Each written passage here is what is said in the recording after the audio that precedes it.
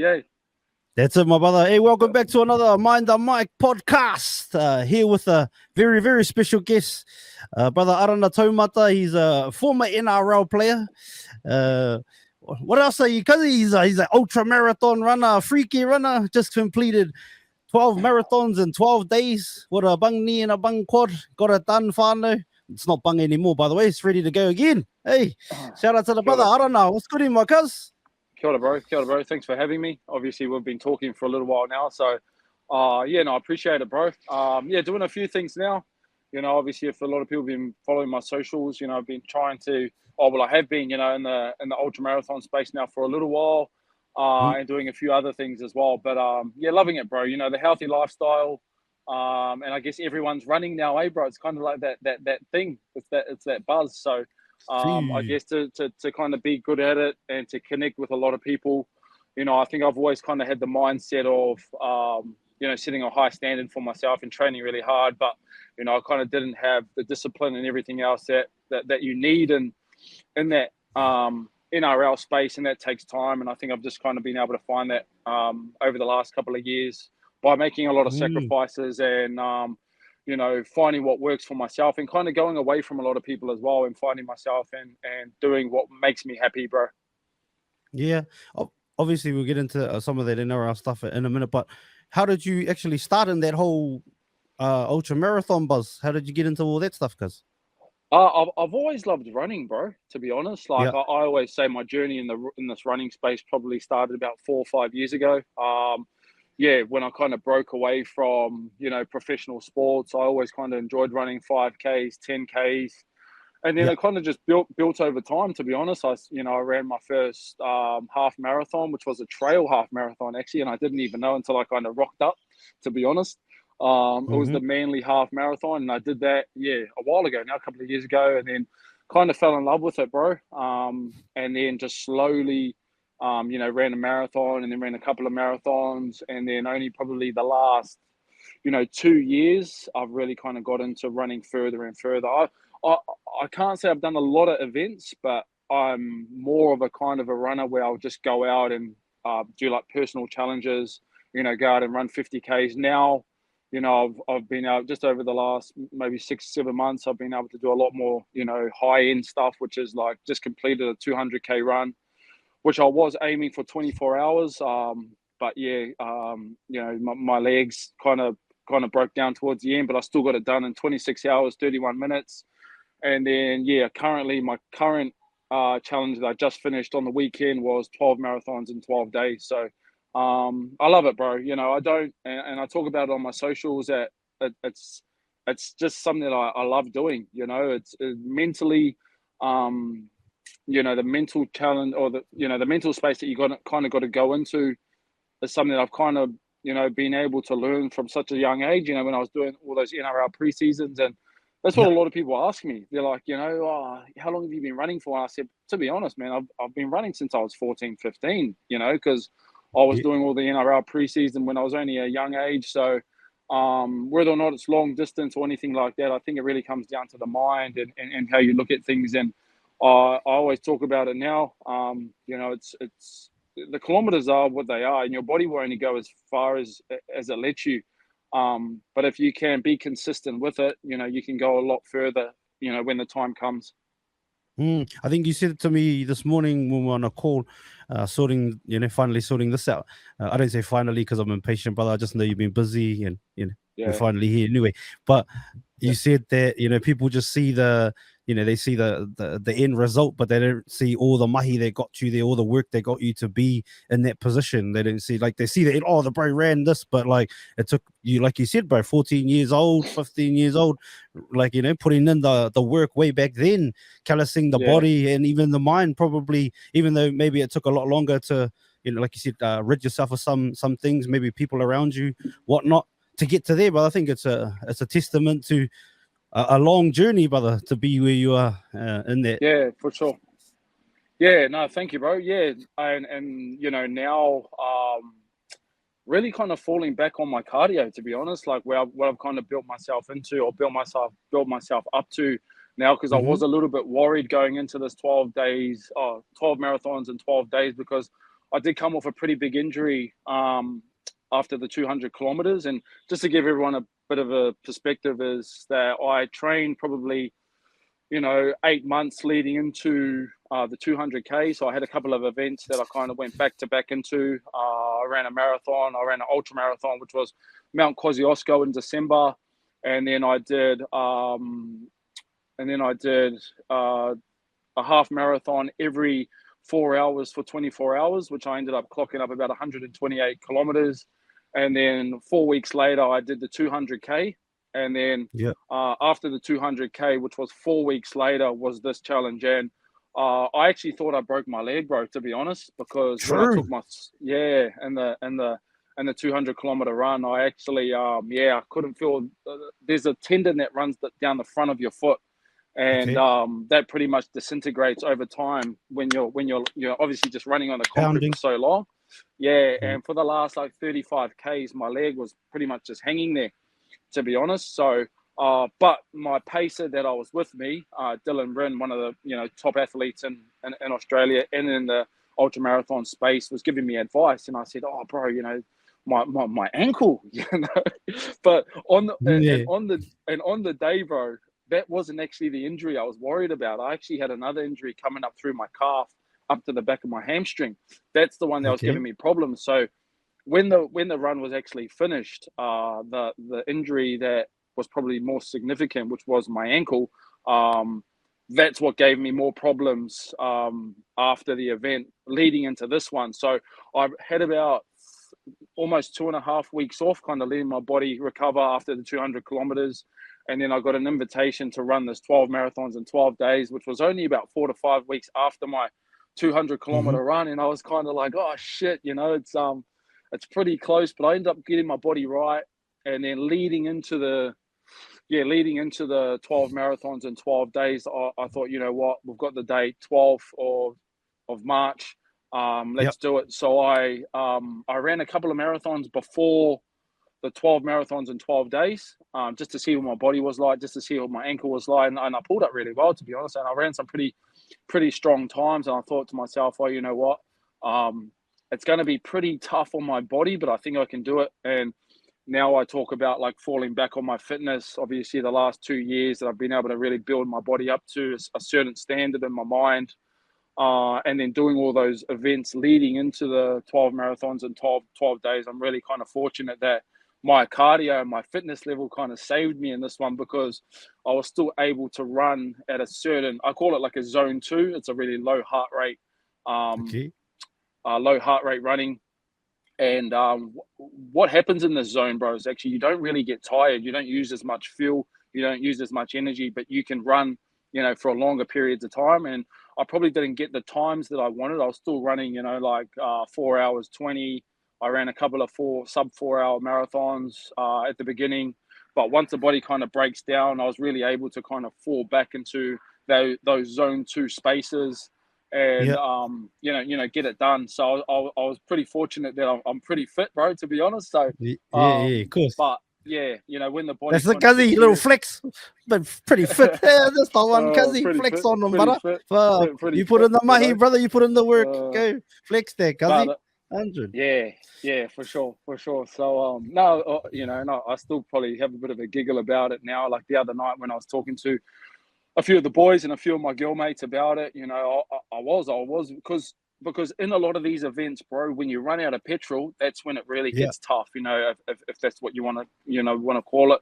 I say when you become, fucked. You can't really, when you run out of fuel and your body deteriorates and your body starts to break down, it makes it a really hard challenge. So when you're able to kind of like pull it back and say, okay, this is what we're going to run. We're going to hold these paces, which were still pretty good paces, like 5:50 paces, 6:10, 6:20 towards the end. I was still really happy with those as well. So, but yeah, bro, it was a crazy challenge. Like you obviously watched, I got a few injuries through the middle of the challenge, and I actually thought I would have had to stop. I think it was like day 7 or day 8. Yeah, but it was cool to watch too, brother. It was cool. I'm glad that you like as a just a watcher. I ain't no ultra marathon guy, me, but just as a watcher, as a spectator, just seeing you like taking us on that journey. Oh, A few technical issues, but we'll get the brother back. Yeah, he's back. There he is. Oh, sorry, bro. No, all good, brother. Stuff happens. This the magic of technology. Sometimes maybe good, sometimes maybe shit. Yeah, brother, all good.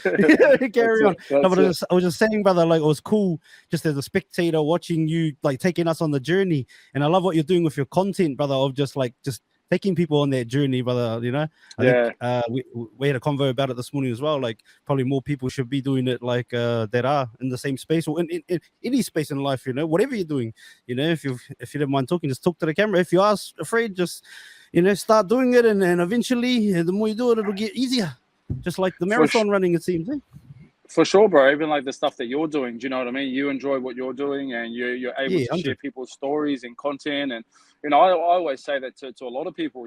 Like that there's so many opportunities out there now with a camera and your phone, and we all have one now. And there's always people watching you, whether or not they're in your corner or they're not. They're going to be watching you no matter what. And I think even for myself, bro, over the last 2 or 3, 4 months, I've really been able to kind of enjoy the space. And only share what I'm going through. I'm not kind of going out there and saying that I'm better than anybody else, because you never will be. You'll never be, I'll never be the best runner. I'll never be the best ultra marathon runner. But what I love the most is the journey that it kind of takes you on. And I always say to a lot of people, bro, that running demands a lot from you. It demands professionalism. It demands consistency. It demands sleep, nutrition, hydration, all these things. And if you can tick, I always say, 7 out of the 10 boxes that are there, you're going to go a long way. And it takes a long time, you know what I mean? Like, but also it gives you so much more, you know what I mean? It rewards people that decides to fully commit to it. If that's something that, you want to do, that's something that I find a lot. It gives me a lot. It gives me a better lifestyle. It helps me think better. It helps me be a better person. And when I kind of realized that a little while ago, that's when I kind of started to make decisions that, I really wanted to fully commit to something like this. And I'm still learning, bro. Like I ran the Mount Kosciuszko 100K, and I ended up finishing in the top 50 last year, and they had over 700 athletes there. And I look back at it now. Was that your first time ever doing it? That was my first 100K. Yeah. Let's go. I had done it. Top 50. First ever. Yeah, bro. Yeah. And I actually look back at it now, and I think, far out, I could have done a lot better. I probably should have looked over the course a little bit more, and just those little things. But as I always say on my social media, is that, we're always learning. Hey, like we're always trying to find better ways of doing. That's what I tell my kids, brother. Same thing. Learning every day. That's what we say to each other, like my kids, and we say learning every day, and get them to repeat it back, because we are, or wipe out for life. If you do martial arts, wipe out's the 100%. First belt you get, brother. You can always learn, 100%. Brother. You can always grow. 100%. That's beautiful, brother. I think that's a beautiful whakaro, beautiful idea, beautiful philosophy that that you live by as well, brother. On 100. You talked about sleep there too, brother. You talked about sleep before. What's the sleep? What's the sleep hours for an ultra marathon runner or for Arana Taumata anyway? The freaky runner. I say sleep's a big thing, but something that I find hard to deal with at the moment, bro. I don't know what it is, bro. My body and my mind just kind of always wakes up after between that 4 to 6 hours. That's me. You're good. Yeah, I think I've got my body into a rhythm now where around that depends on my structure and my process. If you have followed me this year, I've kind of gone away from the really structured day-to-day process that I used to be like over the last 3 years. I've been following my intuition. Apparently that's what I've been told. So Kia ora, the intuition. Kia ora, the intuition. Kia ora. So it sounds like a flash auntie, that one. Yeah, let's go. I learned it the other day, bro. The intuition. So you're just going with the flow, sort of, or how you're feeling in. Yeah, I have been, bro. I have, to be honest, and I felt like I've really enjoyed it, to be honest. Because I normally love structure, especially last year and the year before, where I was probably down to the minute. Had to wake up now. Had to do this run, and had all my processes and had all my nutrition and. But I guess that's where it's got me to. I think that's what's worked in the past. I needed that, and that's what's got me to where I am. So now my fitness level is a lot far beyond where I was back in those, back last year and the year before. So now I'm fortunate to say, hey, we don't really have to do this as long as we're getting the work done throughout the week.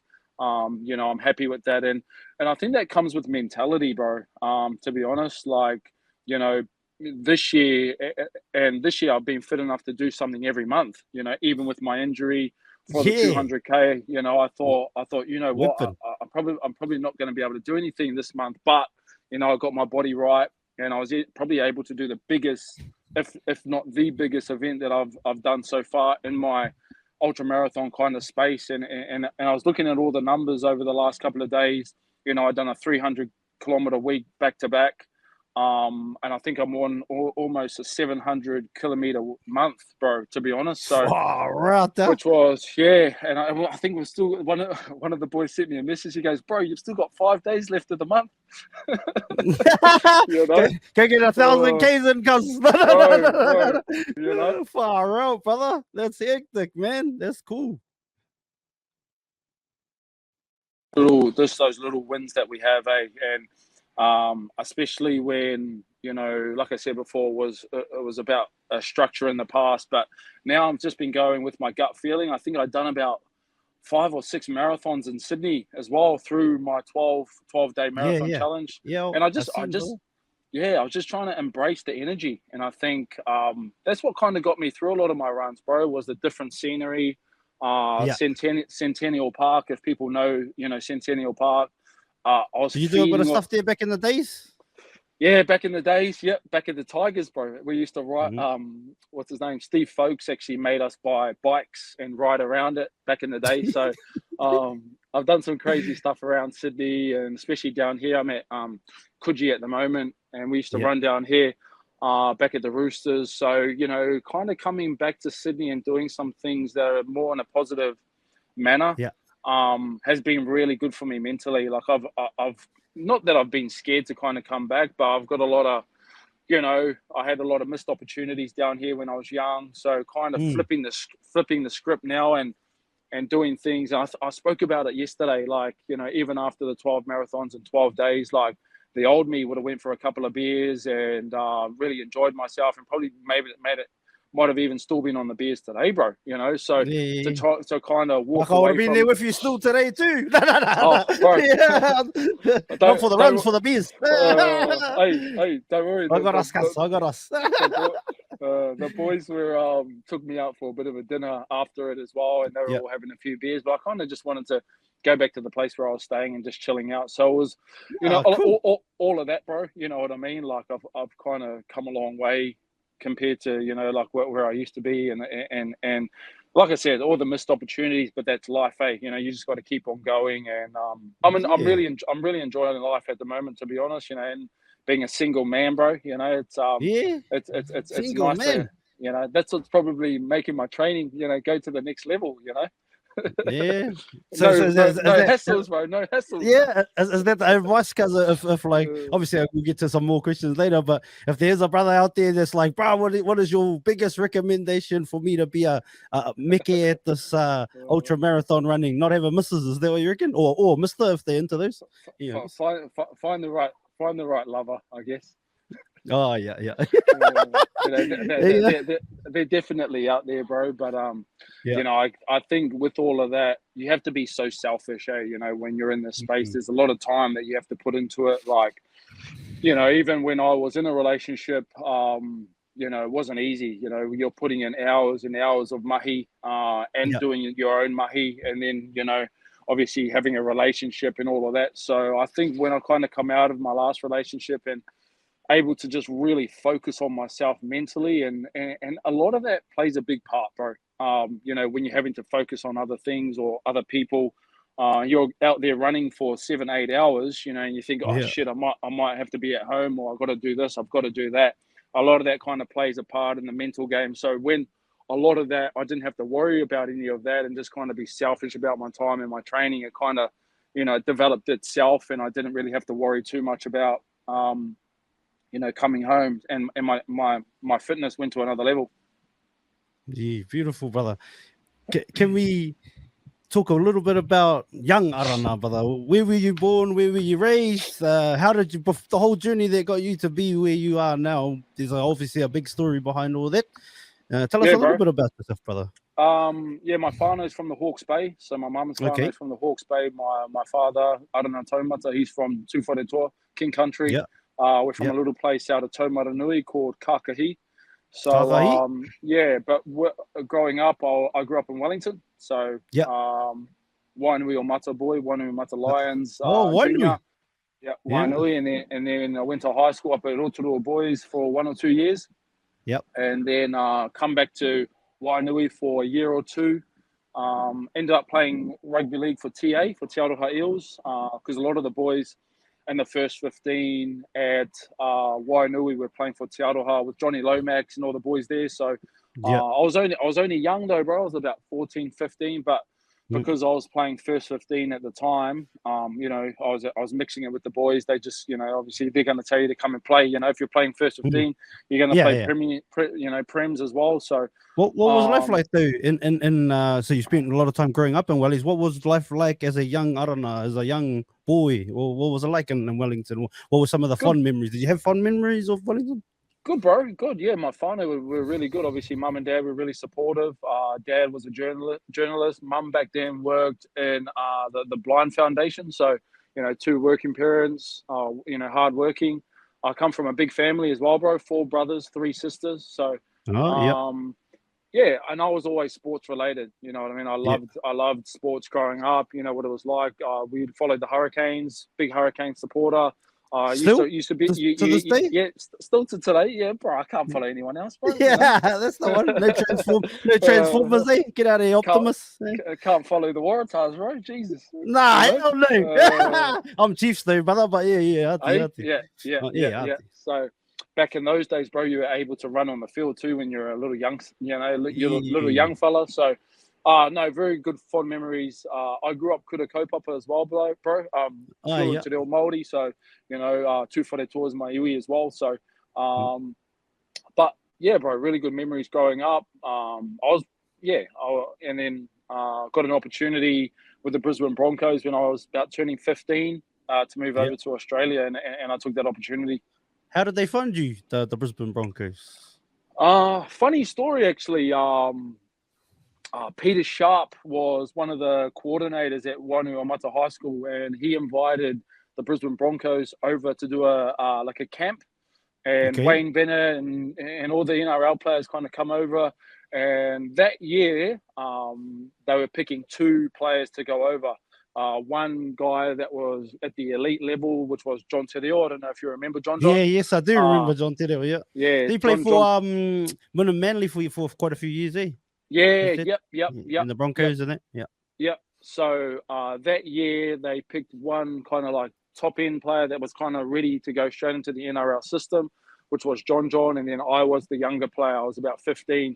And yeah, that's how it kind of came above. I did really well in the trials. I was playing NJCs at the time as well. I think I was the captain as well. So I was playing some pretty good football as well. Obviously playing in the first 15 side at Wainui High School as well. So I was in the halves, cuz, or first 5, or first 5. Yep, first 5.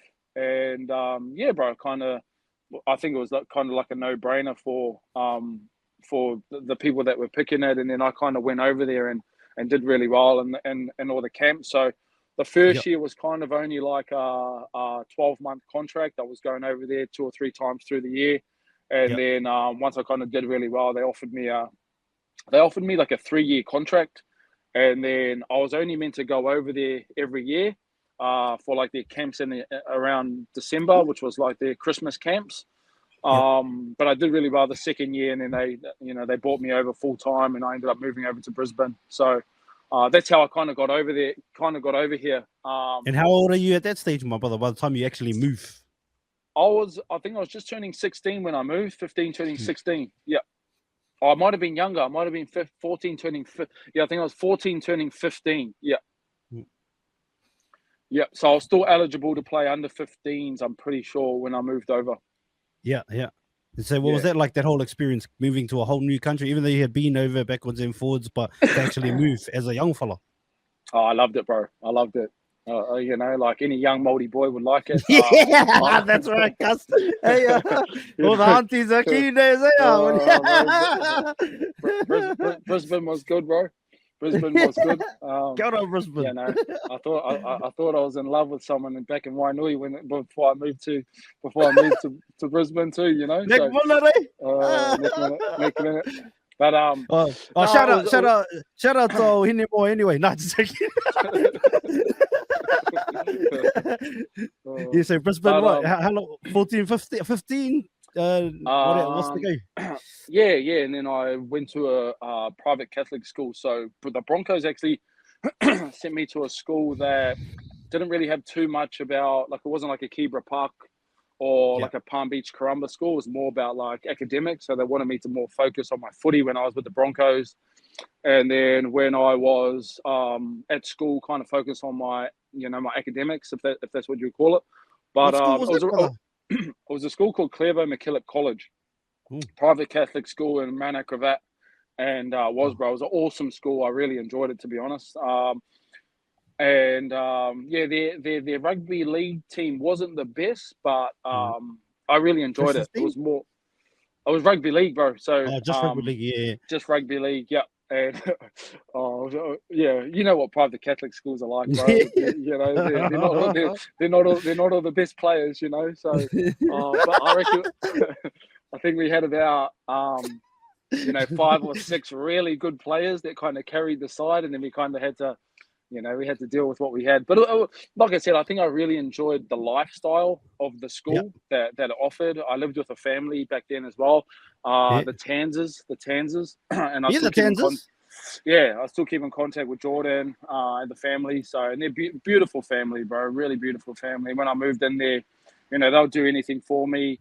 I was like another son. It was a big family as well, like five kids in the family. So I fitted right in, and it was awesome, bro. That's what I kind of wanted as well. And were there any differences, brother? When you moved over, because were there any like say cultural differences that tripped you out about being an Aussie? Coming being a Maori boy, a kaupapa boy, a kura boy, all that stuff. Moving to Aussie and being like, oh, was there anything that tripped you out? Not really, bro. To be honest, yeah, not that I remember. I think it was just more the girls, bro. The girls were pretty crazy. if I have to say anything, I was always in trouble with some girls. So, and they weren't your cousins either, me. No. No mattress room ones over here, cuz. No,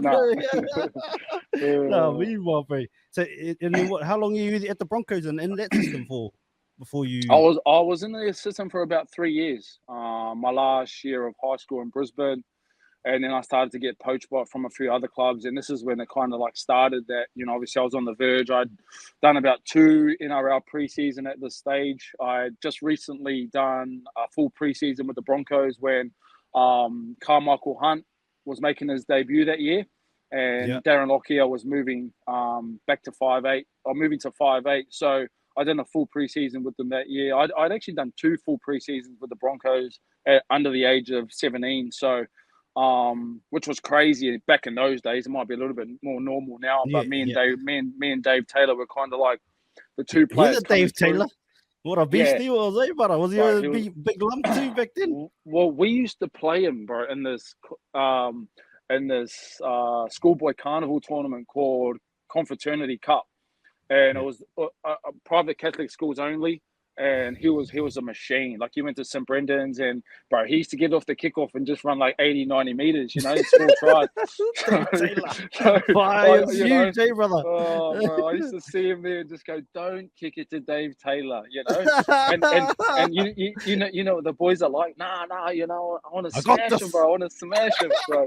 It was he was a freak, bro. He was a freak. Was he always silky too, brother? Was he always silky too? Because he was pretty silky with the ball too for a big fella. Yeah. Quick, bro. Quick for a big fella.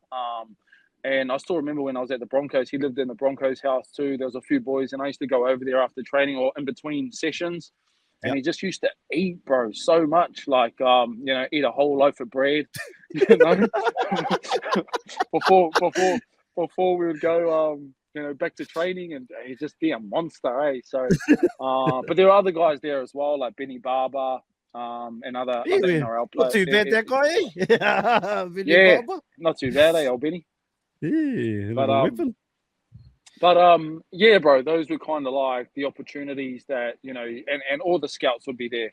And that's when I started to get poached from Artie Beetson. So Artie Beetson was Roosters. was one of the main recruiters for the Roosters back then. And at this stage, bro, because I was on a long-term contract with the Broncos, you weren't allowed to be poached by any clubs, Oh, true. And at the time as well, I didn't really have a manager. Obviously, I'm still in school. I'm on like a 3-year contract. There was no real need for me to have a manager. Ivan Henjak was looking after a lot of my stuff, which was, looking back now, probably had more, more an advantage to keep me at the Broncos. But Is he the one that became coach, or Ivan Henjak? Yeah, or Ivan Henjak, and I had a really good relationship with him as well, because he was there from the beginning, kind of coming to my house in Wainui, sat down with my mum and dad, offered me a contract, and then kind of like, and kind of like maintain that relationship with mum and dad, and that, this is, in hindsight, bro, you can talk about that. I really kind of wish I stayed with the Broncos. Obviously, Wayne Bennett was the coach at the time, and this is what I talk about, where other people kind of get in your ear, all these other clubs and all the other managers, and that's what kind of happened a lot through my career, right?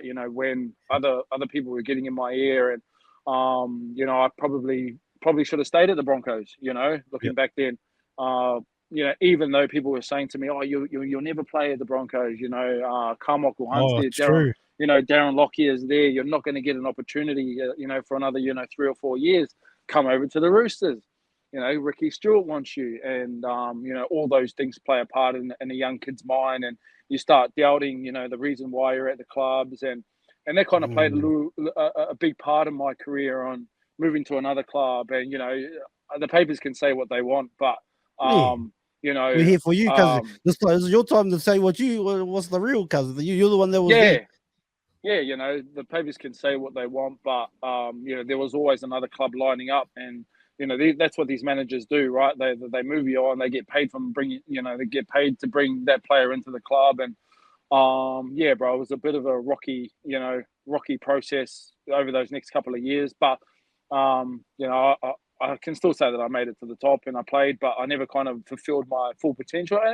And I know that, you know what I mean? I can live with that. Yeah. And that's life, bro. Do you know what I mean?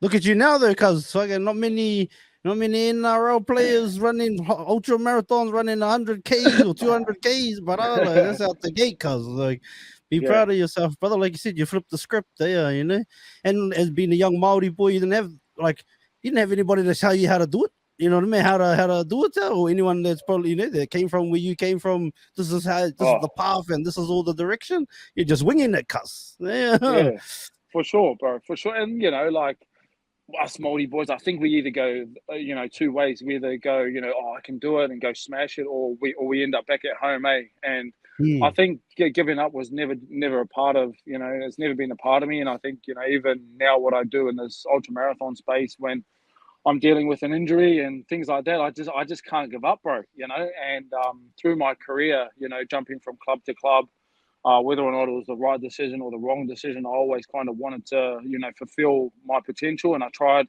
But again, probably looking back, I probably didn't have the right support. I didn't have the right people around me. I didn't have the right I didn't have the right agent, that's for sure. But at the end of the day, bro, you can say what you want, and you just got to move with it and move on. Yeah, no, 100. But you went to the Roosters you ended up going to the Roosters and following old Uncle Ari down there, and so who's in the squad when you're down there, brother? Who you training with and all of that? It was funny we bring this up, because I was actually talking to one of the boys about this just the other day. Artie Beetson, he come up to me at the schoolboy carnival and goes, "This is what's going to happen, AJ. You're going to get on a flight in 2 weeks. You're going to fly down to Sydney. I'm going to pick you up. I'm going to take you out for lunch. You're going to sign a contract with the Roosters, and you're going to start training in Christmas." So leading into that, the back end of that year, I was leaving high school, and I was pretty much going to be finished high school and then move into a top end contract. So Yeah. which kind of means that you're kind of going into like Jersey flag, or you're pretty much ready to make your NRL debut, really. So Hmm. that's what happened, bro. Yeah, I flew down 2 weeks later, signed a contract with the Roosters, got out of my contract with the Broncos, and started moved to Sydney, moved to Bondi, and started Ooh, training at the Bondi. back end of that year. And the guys that were there were like Mitchell Pearce's first year playing. Craig Wing was there. Mitchell, who else? Braithen Astor, Nate Miles, Ashley Was Harrison. Sendo in there? Was Sendo in the like training with you fellas then, or like Nah, he was. He didn't really was a bit train younger? NRL. Yeah, Oh, yeah, okay. he was. So how I ended up meeting those boys was, even though I was contracted under an NRL contract and training NRL, because of my age, bro, because I was so Yeah. young, I was 17, turning 18. I was still eligible to go to school, Oh, okay. and and the SG ball coach at the Roosters was the head coach at Metroville Sports High School. So, Oh, um, I played a game because the SG ball in that start earlier than the NRL yeah. or the Jersey flag. So I got asked to play because of my age, and then I ended up playing a few games, and then I got asked to play for Metroville in the Arrive Alive Cup as well. So yeah, that's how I ended up. And then I ended up meeting Shandor and Benny Jones, Josh Reynolds, who else? Mark Talanoa, and we ended up winning Mm. the Arrive Alive Cup that year as well. So we had a gun side, bro. We had a no team came close to us, to be honest. So Yeah. we smashed it, and then I played Jersey Flag that year, and then through the whole year, and then the following year I got poached by I was actually getting poached by the Bulldogs throughout the year. And then Okay. that following year, I went to the Bulldogs and I made my NRL debut the following year. Because was your contract was only a 1 year contract at the Roosters, was it? Or Yeah, yeah, oh, yeah. yeah, yeah. Yeah. So did you learn anything there? Like when you think back, like I learned this from my time at the Roosters in that 1 year. What's something that you learned if you look back? Oh, bro, I reckon it was probably one of the toughest clubs I went to be honest. Yeah. Because the reason why, when I look back, is back in those days, bro, they didn't really have a lot of these GPSs, and they didn't really Yeah. care about you, to be honest. And I did like. Oh,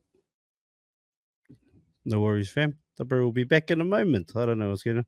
So goody, he'll be back in 2 6, and we'll just keep running till we finish. Till the Still going? brothers. Yeah, no, still going, brother. Still going. Yeah, so I ended up training with the Jersey Flag side, and they had a trainer there called Benny Gardiner, and we called him the drill sergeant, bro. And Yeah. it was probably the fittest I'd ever been in my life, but he just didn't give a shit about UA. Like these training sessions, bro. I actually used to be scared to go to training because we had these Saturday morning sessions, bro, and they were absolutely crazy. Like if you didn't get even the warm up run in, which was like a 5K run, you'd had to do it again and again, and it was just like it was mental, bro. So I lived in a house in Bondi, and we used to get like a lot of the food sent to the unit because it was a Yeah. Roosters house. And we used to get these big jug of orange juices, and I used to make sure that I used to get one, to pour the orange juice out and fill it up with water and chuck all these hydrolytes and that in there, and like just drink it all through the night. So Yeah. when I went, Because you're because I was fucked, eh? so scared of going to training, bro. So, but when the season come around, I had a really good year that year. I ended up getting one of the best players in the team, and Yeah. being on the verge of making my NRL debut. And I think that's what kind of I ended up playing junior Kiwis at the end of that year as well. I played Mm. schoolboys as well. So there were two sides that year. There were schoolboys, junior Kiwis that I was the captain of, me and Yeah. Russell Packer. And then Yeah, I that ended was up the fact. making Who else was in that team? Cuz anyone else that made grade in that? oh, bro, heaps of the boys. Ben Mazzolino. There are a few looking back. Weapons. But Yeah. I ended up making the junior Kiwis as well that year as well, with Sonny Vai and a lot of the other Australian boys that ended up playing as well. And I probably knew more of the the Australian-based team than I did it out of all the junior Kiwis, and all the Aussie boys used to say to me like, you know, why are you playing? You know, why are you playing for them when you play with us? You know, so that's my country, cuz. that's my whenua. That's it. Hey, that's where I come from. Yeah, so, brother. Oh yeah, kangaroo supporter now, cuz. Hell no, never, bro, never. Hell no, brother. Nah, mean, cuzzy. We've been, and this is all 17, not even 18, not even 17, 18, around then. Yeah, I was towards the back end of the year. I think I was just turning 18. Yeah, I turned 19 the following year. When I was at the Bulldogs. Solid. So, yeah. So what year is this? So is this 08 Bulldogs or was it? 2008. No, that was 2007. The year before when I was at the Roosters. 2008 is when I made my Bulldogs NRL debut. Yeah. Even that team at you like Sonny was still there. Was that the year that Sonny left? Yep. That was the year he left. Right. So I ended up playing with Hazem Al Masri. He was on my wing. Yeah, he was a funny fella too. A big joker on the field. He used to, Daniel Holdsworth. I thought he was a really good player. Ben Roberts. Oh yeah, WA boy, Holdsworth. Yeah. So Nick Youngquist. Yeah, Lily. And Rennie. Who else was there? Yeah, a few other boys. It was a good experience. Good club. Very traditional. And going back again, they had another trainer there called Gary Carden was his name, and Braithen Astor still talks about him now on his podcast about how tough he was. And I think one of the stories I always talk about is I was running past him one day and he goes, "Oh, AJ, you got a body like a Volkswagen, but a body like a Ferrari. Oh, you get a body like a Ferrari, but an engine like a Volkswagen. You're bloody useless, mate." Volkswagens go for a long time. What are you talking about? Hard. Four-wheel drive, bro. Four-wheel drive. Hey, tell him now. Check my engine out now, son. Hey. Oh, that's crack, brother. So, making your debut that year, that must have been mean. Yeah. Again, I was having a really good year, and it was the first year of 20s, I think it was, that year. And I ended up playing. I was playing a bit more 7 than I was 6. And I was having an awesome year that year. I probably should have played a little bit earlier on in the year. They were saying that the NRL side was kind of going through a bit of stuff, obviously with Sonny and going through a rebuilding phase as well. So they were looking for another half 5'8". And I was just lucky enough to kind of be playing some really good footy in the 20s. And I ended up playing a lot of the New South Wales Cup as well, where back then it was kind of like the door to NRL. If you were young and you were playing in the New South Wales Cup, you're pretty much there. And I played about 3 or 4 New South Wales Cup games, and I pretty much just tore it apart, bro. And then probably 2 weeks later, I ended up making my NRL debut against the Roosters and played pretty well my first couple of games. So, yeah. Who did you look up to, cuz, as a kid when it comes to like either rugby league or even rugby, being a Hurricanes fan and an All Blacks fan? Well, who did you look up to as a kid? Who was your I want to be like that fella's the man? Probably Christian Cullen, bro. Cullen, of course. I grew up following the Hurricanes, and bro, he was an awesome player, right? Like Christian Cullen, or the All Blacks. Just the way that back then they were fierce matches. The All Blacks against the Wallabies. Watching a lot of those games back then. Stephen Mortlock and all these other players from Australia. They had real character and. They were just built different. A lot of the All Blacks back then. Obviously, the All Blacks have gone on their run now and won a lot of trophies and been the best team for a decade now. But back then, I think the game was just so different. And Cully, man. Cully, the man, Cully. Christian, I think. My uncle, he's from Stokes Valley. My uncle grew up in Stokes Valley, brother, and he used to play against Christian Cullen when they were kids. And he reckons every time I play against him, the bro score like 6 tries, brother, every game. Like just whip the just a weapon, G. Good old Stokes Valley, bro. I know a lot of people out there, so shout out to my Uncle Tups, man. Shout out to my Uncle Tups. T-Dog. Broke those ankles, eh? Yeah, break those ankles. No, the bro was a prop outside there. I don't think. I think he had 14 ankles there. Let's go. It's up, brother. That's it. But That's it. the That's it. Bulldogs doesn't last long for you, my cuz. Can you speak on that? You don't have to if you don't want to. What happened? And Yeah, it was disappointing, bro. To be honest, like I was having like I said, I was having a really good couple of games, and I actually had a lot of interest because I was only on a 1 year contract with the Bulldogs at that time too. So, I was actually in the middle of signing a real big deal with Newcastle Knights, to be honest, because the recruitment manager that got me to the Bulldogs actually left that year and went up to the Knights, and okay. yeah, actually sorted me out like a 4 year contract, and it was a few $1 million, to be honest, as well. When I look back now, and yeah, once the Bulldogs kind of heard, I was leaving, things kind of went pear shaped, and I'll always, back myself on this and say that the altercation that came out in the papers, and because I had a partner at the time that. Yeah. Her dad drunk at the place that where the altercation happened, which was the Golden Yeah. Sheaf. We got all the camera footage and everything. They said that I broke someone's jaw.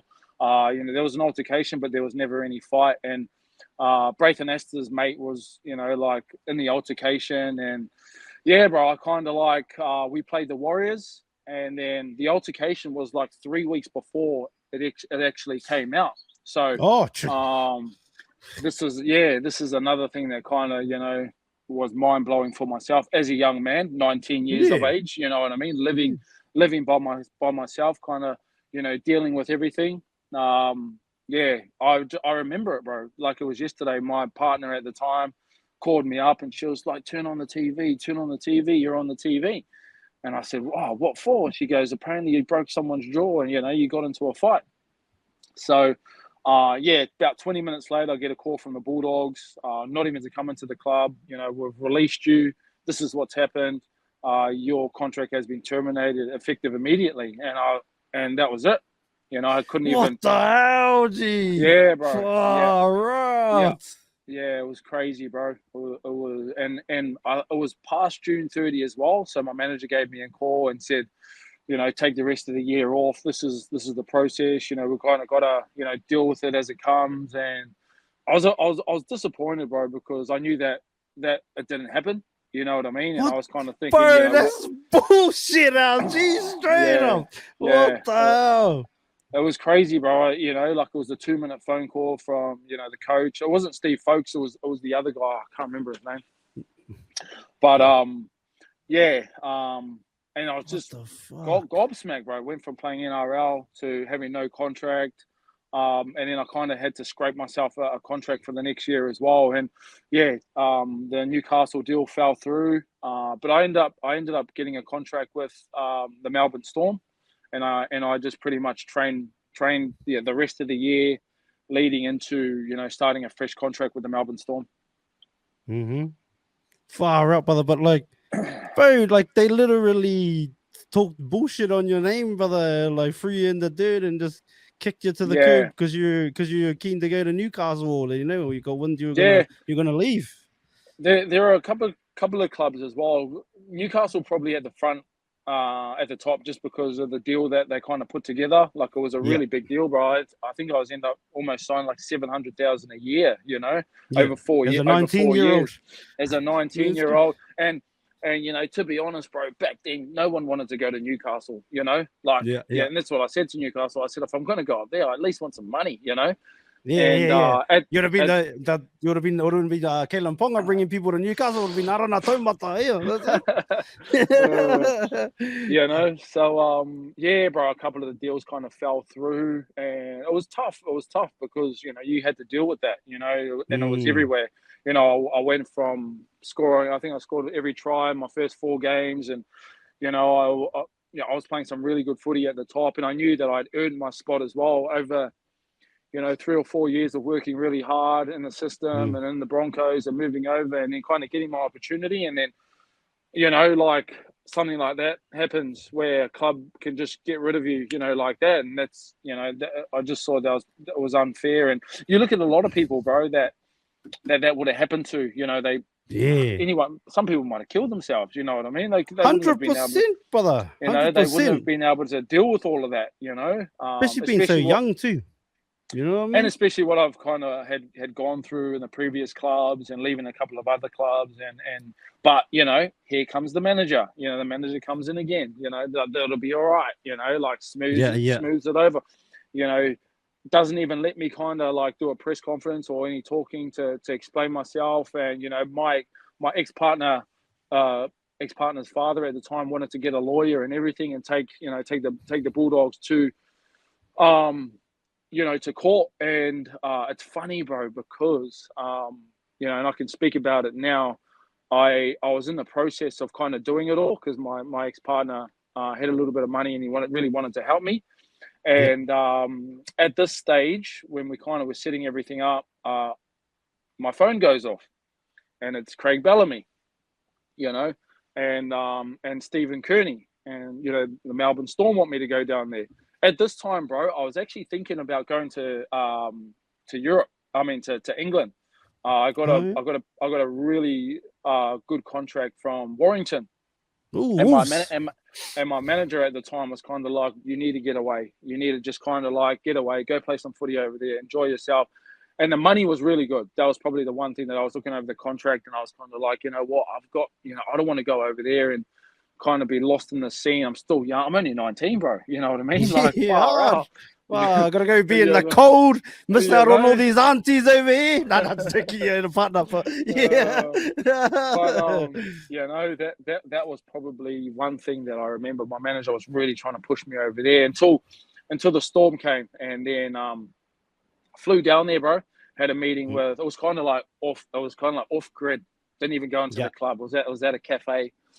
At their cafe, and I sat down with them, and it was Craig Bellamy, Steve Kearney, and I think the training, the head trainer in that as well. And they just wanted to kind of like have lunch. There was nothing promised. Just wanted to kind of have a chat to me, see what type of person I was like, blah blah blah. Anyway, through the meeting, they go, okay, we want to sign you, and I was like, okay, yep. And then he goes, but if you come to our club, you have to drop all allegations or any court processes that you have going on with the Bulldogs. And I was kind of like, oh, what do you mean? He said, well, if there's anything that you're kind of, you know, doing in the background with all your court staff and trying to take legal action with the Bulldogs, you know, if you want to come here, you kind of got to drop all of that to the side. And obviously, I want to go to the Storm. You know, at the time they had Cooper Cronk, Billy Slater, Adam Blair, Jeff Lima, Will Chambers, Steve Turner. You know, they've got all these amazing players, and they were going to make Greg Inglis. Greg Inglis, you know. So it didn't take me long to kind of think about this and make my decision that I wanted to sign there, bro. And then, made a decision that I kind of would put that to the burner, took the forefront of everything, as I always kind of did, and kind of try to move on. But you know, it was pretty sad when you know, like when they kind of, because I was still, you know, even just pay my contract out. You know what I mean? Like I probably had 4 or 5 months there with no income. That the Storm ended up helping me with, and things like just those little things that other people kind of don't understand. You know, when you kind of was there off the salary cap?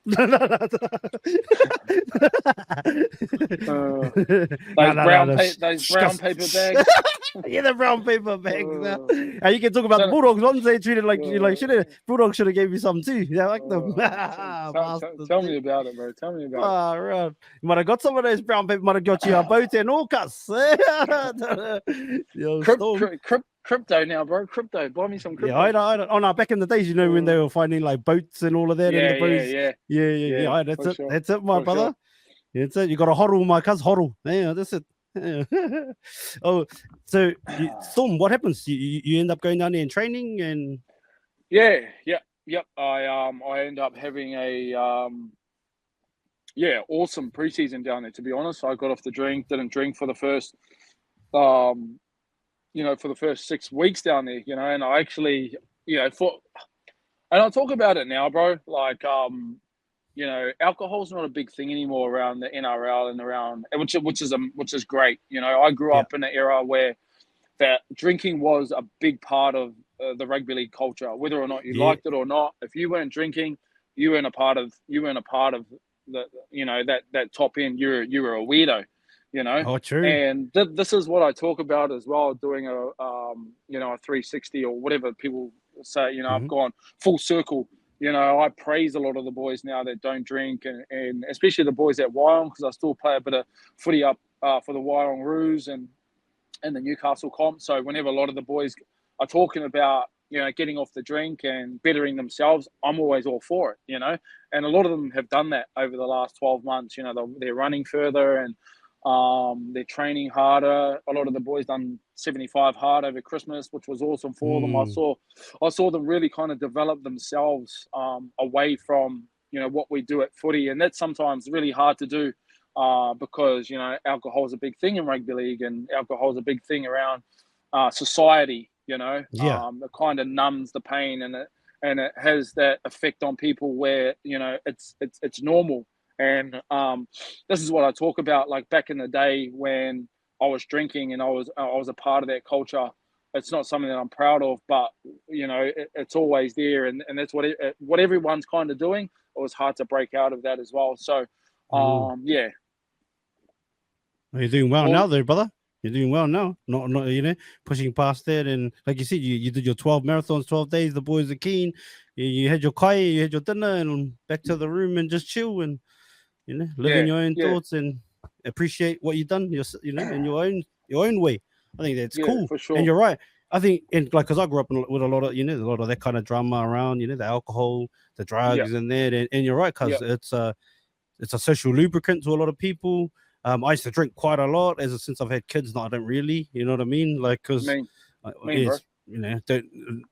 like, don't get me wrong, I have a beer in that, but I get what you mean, because I get what you mean, because if you think about it, like things like marijuana, which has a lot of proven, you know what I mean, a lot of proven medicinal benefits, for cancers and that, like something like that was was blackballed, or was anyways. It's getting better around the world now. Whereas like, I don't know anybody that's been stoned and done all the stuff that people do on alcohol.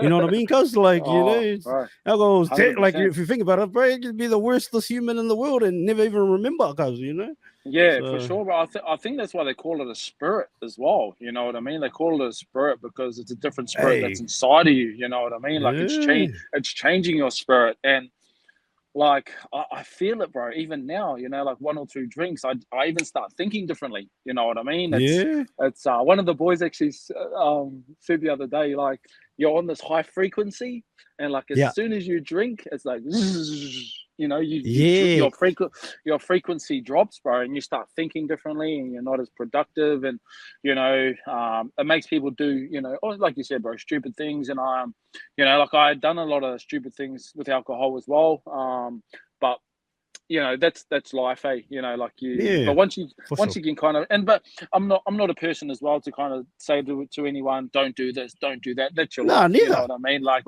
you can do whatever you like. And I never sit there with with the boys at Wyong and say, you guys need to do this to be the best.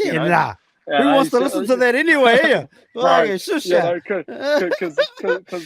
when some people do that, you kind of look at it and just, I'm old school as well, bro. You do you. You know what I mean? Like with a lot of the young fellas as well. Like back in the day, if someone told me not to do something, fuck, I'm a hotatu, bro. I will go and do it. That's what they call it, the reactant theory. If you're told not to do something, you like, don't touch that hot stove. You just want to touch it even more and more. And that's the thing too, because, and I'm with you. I don't want to tell anybody what to do, what not to do. And like I said, I drink myself. I don't drink as much as I used to, but I also understand that there's a lot of bad, a lot of kino things that can happen with alcohol. Just like anything, I guess that changes your mind state. You know what I mean? And like you said, changes your spirit or puts a different spirit in you. So, but if you want to drink and you enjoy yourself, you look after yourself, whatever, bring God. And like I said, I'm still having GP here and there. But just not as much as I used to. I can have a wine every now and then, a couple of beers. What do you like? What's the wine? What kind of wine we drink? Anything, bro. Pinot Noir, the Reds. Oh, the Pinot Noirs. The Pinot Noirs. So what happens at Melbourne, Cuzzy? Sorry, what happens at Melbourne? It doesn't work out, obviously? No, it doesn't work out, bro. I got into an altercation and I was too honest. Me, Will Chambers got into an altercation. I won't go into it too much. Yeah, no. But ended up taking the forefront. Said it was me, and there were no evidence or anything. And where the police were saying there was evidence on this and then, I said, yeah, it was me. And I was kind of on. Well, I was on like a grey contract down there. Obviously being released from the Bulldogs and what happened there. So the leadership group actually voted for me to come to the club. So I ended up having a really good relationship with Cooper Cronk throughout the preseason and everything. Obviously, he was the 7. I was going to be the 6. They were moving Greg Inglis to centre, and that's how we were training all through the preseason. And so when the altercation happened, bro, I had to be released. My contract said that. It was black and white with the people at the top. But what the leadership group said was they sat around the table and they had a bit of a meeting, and then Craig Bellamy come back to me and said, look, what's going to happen if you want to do it? You can stay at the club. You won't be on a contract, but we want to help you kind of get some help away from footy. And this is what I talk about on my social media about, professional help and getting help with some of the things that you need to in your life. And so that was a big decision for me. It was kind of like sacrifice footy, which is what I love. And bro, it was like 2 weeks before the trials this happened. So I'd done. That's pretty cool, though. You've done the whole preseason. That's pretty cool, though. Like shows the mark of the man in the club. I think like people can talk about salary caps or whatever, but just the people in it. Like obviously, even though hey, this is your contract, you violated it. You put your hand up, but the fact that they still wanted to look after you, brother. I think that's pretty cool, man. The Melbourne Storm were another club, bro. When I got there, and I did a lot of stuff with Matty Johns leading into going down there as well, because I had a lot of time before I started my contract with the Melbourne Storm, because I was obviously released from the Bulldogs. So Matty Johns was one of the backs coach that obviously went down there and gave advice to Cooper and everyone else that was kind of there as well. James Maloney, it was his first year as well down at the Storm. So I probably gave him a start, Thank you, Jimmy. There you go, cuz. There you go, Jimmy.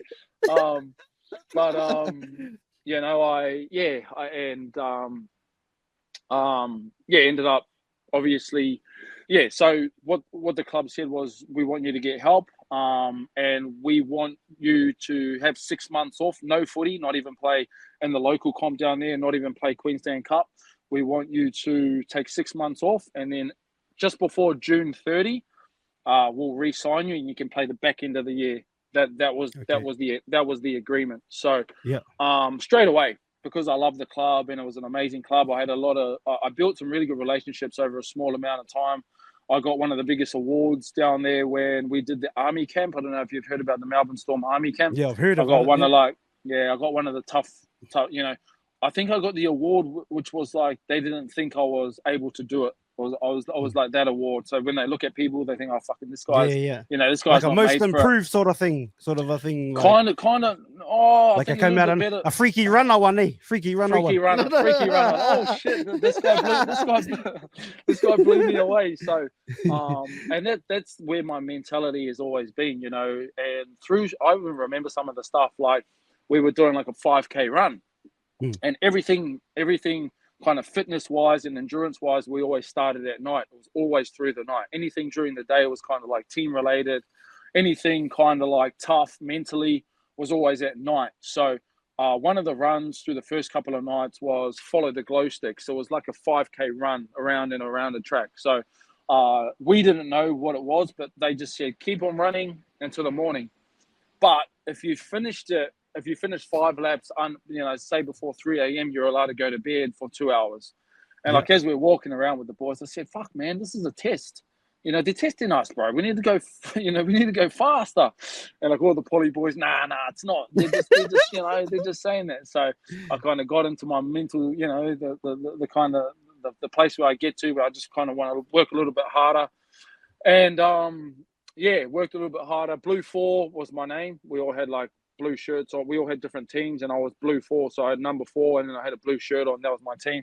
As you come around, blue 4. Okay, blue 4, you've done 5, you can go to bed for 2 hours. And I was like, I told you, So just those little things that I was able to like learn down there. Obviously, they've got an amazing culture. They know how to work hard. All of those little things like don't stop before the line, run hard. Another rule down there was like your first effort is your hardest effort, and every effort after that is your is the hardest effort that you put in. So don't wait to the end, because you might not have an opportunity to get to the end. Every effort you put in your best effort. So just all those little things, bro, probably was ingrained into me. And when I did get the opportunity, because I felt like I let a lot of people down when I got into this altercation, to be honest. Like, I went down there with such a clean slate, and I trained my ass off when I was down there, and I loved every minute of it. Obviously, it's the Melbourne Storm. Anyone would love to be down there, and I kind of blew my opportunity. So, which was tough to kind of deal with, but probably the one thing as well, and I still talk about it. I can't remember her name, but the psychologist that I worked with over that 6 months, because I stayed there for 6 months. She was amazing, bro. And I was in a really dark place when I kind of got my contract got terminated. Here we go again. But this time it was a little bit different. Like, I had offers to leave straight away. Obviously, again, my manager was like, "Oh, it's only early. Don't worry. I'll get you to here. I'll get you to there."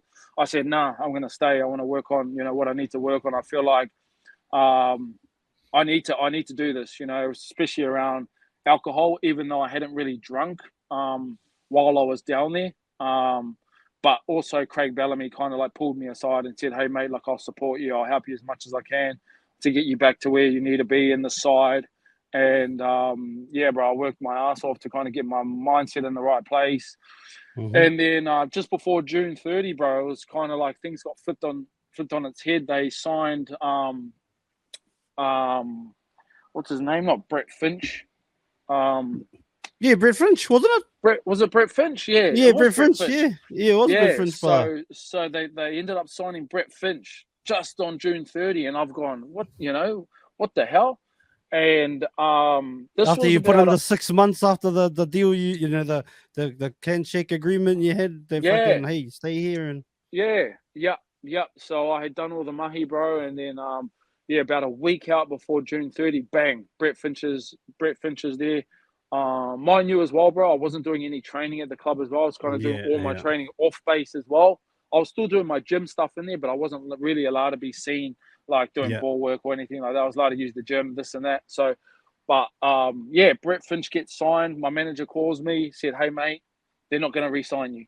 And I'm like, "What do you mean? Like, I've been here, like, why wouldn't they sign me?" I've done the mahi. I've done what they asked. Yeah. And he goes, "I've got a contract for you at the Tigers." And to be honest, bro, at this time, I was struggling financially. Financially, true that. And you and Benji, cuss. So, you're on a flight tomorrow. You're flying to the Tigers, and I'm like, "What about the Storm?" Again, my manager goes, "Don't worry, we can get you signed." Anyway, I get on a flight. I fly up to Sydney, sit with Tim Sheens and the coaching staff and that. And they say, "Mate, we know you're struggling financially. We're going to release you some funds, 50,000 in your bank account. Blah blah blah. You're going to start training immediately." And I just thought to myself, is this what I want? It wasn't anything that I wanted. And my manager, Sam Ayub, at the time was, said it was the best thing for me. And I ended up following, like Craig Bellamy, and that didn't really come to the forefront for anything. And I ended up signing with the Tigers. Yeah. 50 grand in the account. That made me happy, paid all my bills, and then kind of, it was disappointing, bro, because I really kind of wanted to stay at the Storm, and especially after doing a lot of hard work and really, really enjoying a lot around the part of getting help with a lot of my alcohol and finding myself, and And, you know, but it spirals out of control again once I kind of got up to the Cowboys, bro. So, yeah. When's that? Is that before or after Penrith? Which way does it That go? was before Penrith. That was before Penrith. So, well, let's go to the Cowboys then, Gus. fast forward, bro. Fast forward. Yeah, or tell us about the Tigers, but obviously not much happens there. Nah, not much happens there, bro. I kind of go there. It was all kind of like smokes and mirrors. Tim Sheens were kind of all cucker. You know, playing guys in front of me, and I don't know, I just didn't kind of connect with them, bro. And you know, I didn't want to stick around if I wasn't wanted. You know, that's always been my mentality. If we don't connect, and we, you know, that's life. You know, you come there to play with Benji, Cuss. I'm gonna play with Benji, you know, Robbie. And they started Tim Sheens, and you know, I was living with Robbie Farah for the first couple of months, and we got along really well. And just didn't get my opportunity there, bro. And I was wondering, you know, why, you know. And then got an opportunity again. Bang! Sam Ayub's on the phone. I've got you a contract. You'll be the Cowboys. You'll be starting. You know, you'll be starting in the NRL side next week. And that's what happens. I fly to the Cowboys. Next week. Boom. Pretty much, bro. Yeah, straight away. So I had him. I was playing really well in the New South Wales Cup. Yep. And then and that's what people were saying. They go, how's this guy not getting a shot in the NRL side? You know, they had Robert Louis there and Tim Moulton and. You know, but anyway, I fly up to the Cowboys, and then probably a week later, I was in the NRL side, and I was playing. You know, I was playing straight away, which was and it's hot, Cuzzy, because that's why you needed a drink, because that's hot up there. No. Pretty much. You get back on the piss, Cuz, though. But you had quite a couple games there up at the Cowboys as well. Yeah. No, I enjoyed my time, and I can't remember what the coach's name was, but like, you know, I still remember him coming up to me and saying, mate, you know, we know all the security in town, so whenever you're out, we know you're out. You know, but when you're out on a Tuesday night, you know, until 4 a.m., it's not a good look, mate. It's not a good look. Fella, it's hot up here, guys. I just came from cold ass Melbourne and Sydney. So me and James Tamo thought that we found the loop. Jimmy. You know, we ended up going out in the university. You know, with the not the two Maori boys. the biggest fella. You know, he's the bro can't hide. Yeah, the bro can't hide. Yeah. So you know, we used to. You know, there were some funny stories, bro. You know, like we used to sit out the back of Mad Cow and just drink and enjoy ourselves. And, you know, just us, bro, just because we wanted to have a drink, you know. But it was an awesome time. And like I said, bro, like I even got the tap on the shoulder there to say, hey, if you're going to enjoy yourself, just try and do it, you know, in the right way and things like that. So I did have opportunities up there to kind of like reel it in, but I didn't, you know. I kind of was like, stuff this. And kind of once I had been to a couple of really good clubs, and you go to those bottom end clubs, bro, you start to kind of see why they're at the bottom. And the Cowboys were never really a good side, you know, neither were the Tigers. And that's what I said at the Tigers. I said, you know, I said to them, you know, I remember at training, I said, you know, how do you think you guys are going to win a comp when no one trains? Because no one would train. True. You know, I went from the Melbourne Storm where like Cooper Cronk, you know, Billy Slater, Cameron Smith, they all set the standard. They were all winning everything, you know. And when I kind of noticed that, and I went to these other clubs and I was looking around, I was going, how do you guys think you're going to win a comp when no one trains? You know what I mean? And that probably wasn't the thing that, you know, those clubs needed to hear, but they weren't, you know. If you're gonna, you know, premierships and anything in life, bro, is built on hard work. And I feel like I was always about working hard. You know, you tell me to work hard for something, I'll say how high do I need to jump? You know, but I was always like that. But if everyone around you, hey, what the fuck? What am I working for? Eh? 100%. You know what I mean? If guys were out on the piss and not turning up to training, you kind of think to yourself, well, why am I working hard here? Yeah, you know, like, 100, why am I working hard? Let me go work hard too. Yeah. So, on the bus. Let's go. When I kind of like, you know, started to read a lot of these other clubs how they were, I kind of like, I was just a little bit over it, bro. To be honest, you know, I was I was in, you know, getting and I was on really good money up at the Cowboys as well, and I was just kind You of, I playing with just wasn't. JT though, eh? Was that cool? Yeah, Was he cool? yeah, Was he cool, JT? yeah. Don't get me wrong, bro. You know what? Playing footy for me, I'm always trying to win. You know, Yeah, like yeah. there were players there that just didn't want to, didn't want to work hard. And Mm. and they were quite funny up there. They were really like territorial. If you weren't here and you were a junior, then why are you in the Oh. side, and like just they were really. Hey, back with another. Well, the same episode. We just had a few technical difficulties. I don't know, had to go get a haircut, and now we're back, Fano. We're back. Cuzzy, where we left off was the Cowboys. Cowboys, brother. You're talking about how they were pretty like stink to you if you were in a junior of theirs and all that stuff, brother. And talking about the whole culture of like, if I'm gonna train, like if you want to win, we ain't gonna win like this if you aren't gonna train. So like that. What was it? Can you speak any more on that experience, or was that sort of Nah, always gonna? it wasn't really the club, bro. It was just a couple of the players that were kind of like that, But club Oh, was a okay. great club. I really enjoyed Yeah, the good club. club. Yeah, really good club. Obviously, they weren't as strong as what they kind of turned out to be over the last couple of years. Won a premiership and kind of built Yeah. themselves up. But it was an awesome town, bro.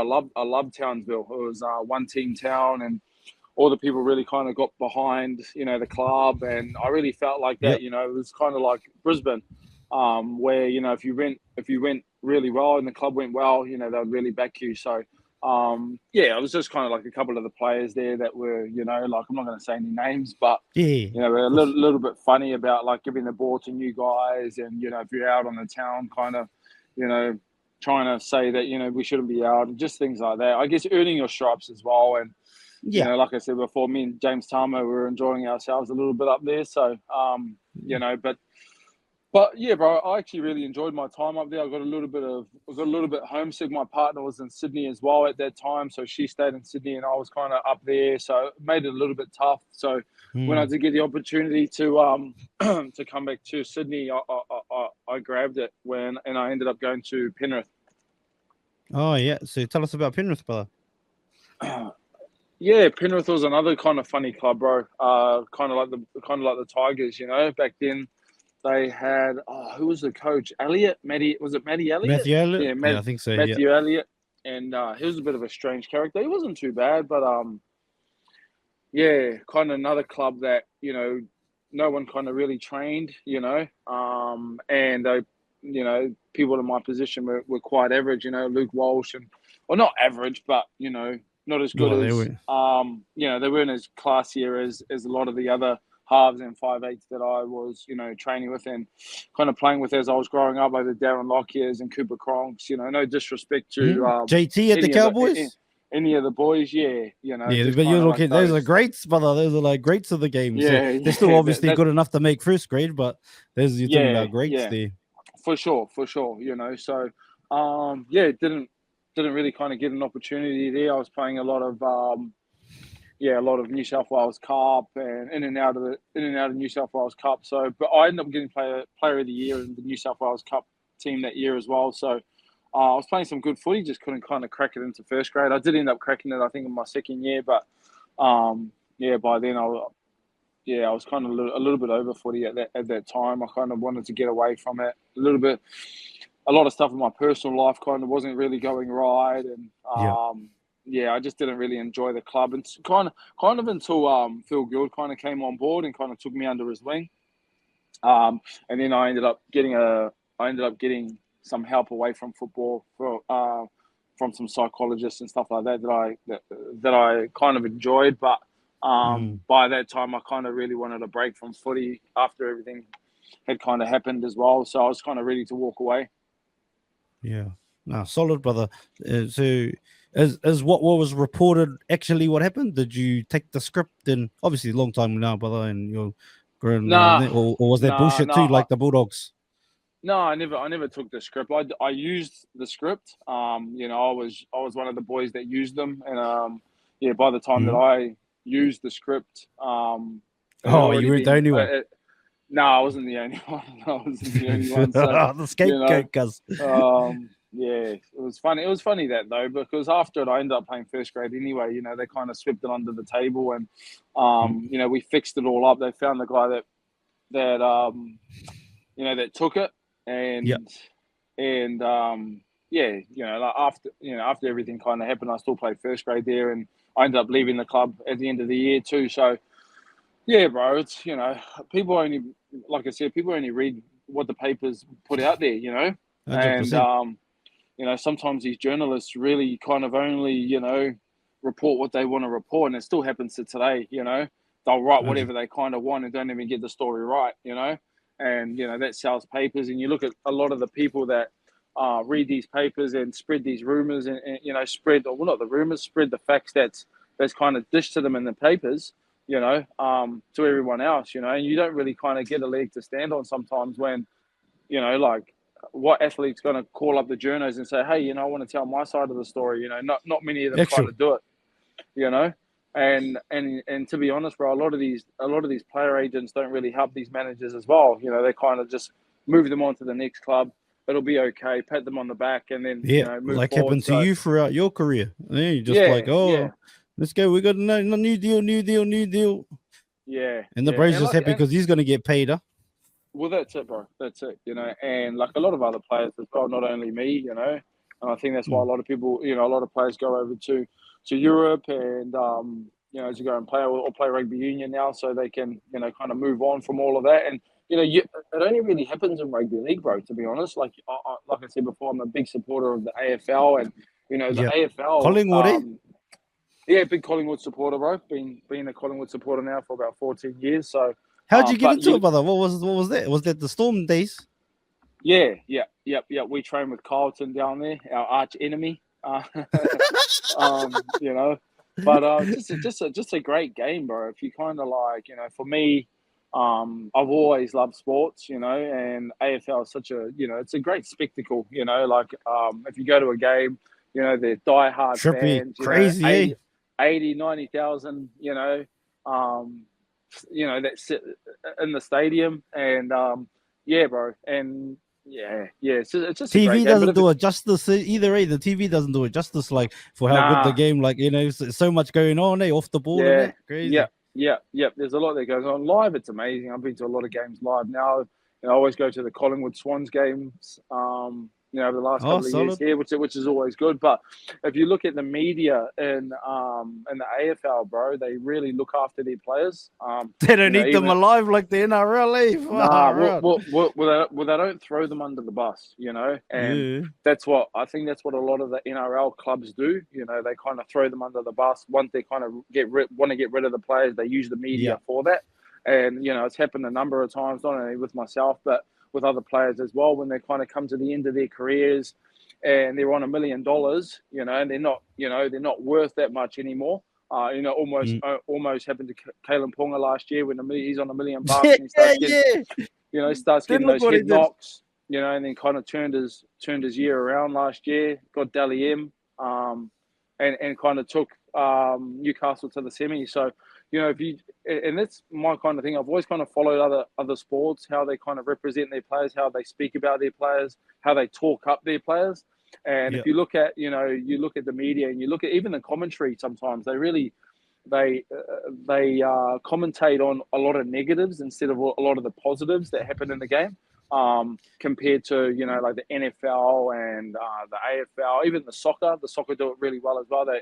They bring their players up and they talk about how good the players are instead of, you know, how bad the defensive line is, and all these other things. So I wonder where yeah, that bro. comes from, brother. I wonder where the paradigm of like talking Mm, down to, like, I wonder where that whole mentality comes from. Because you're right, I am a big lover of sports too. I like love basketball, love NFL. You yeah, know, know a little bit of AFL, not really. I live in a obviously WA AFL state. yeah, You know, Eagles and the Dockers over here. But yeah, yeah, yeah, and I've worked with a lot of AFL, you know, loving avid fans, brother, too.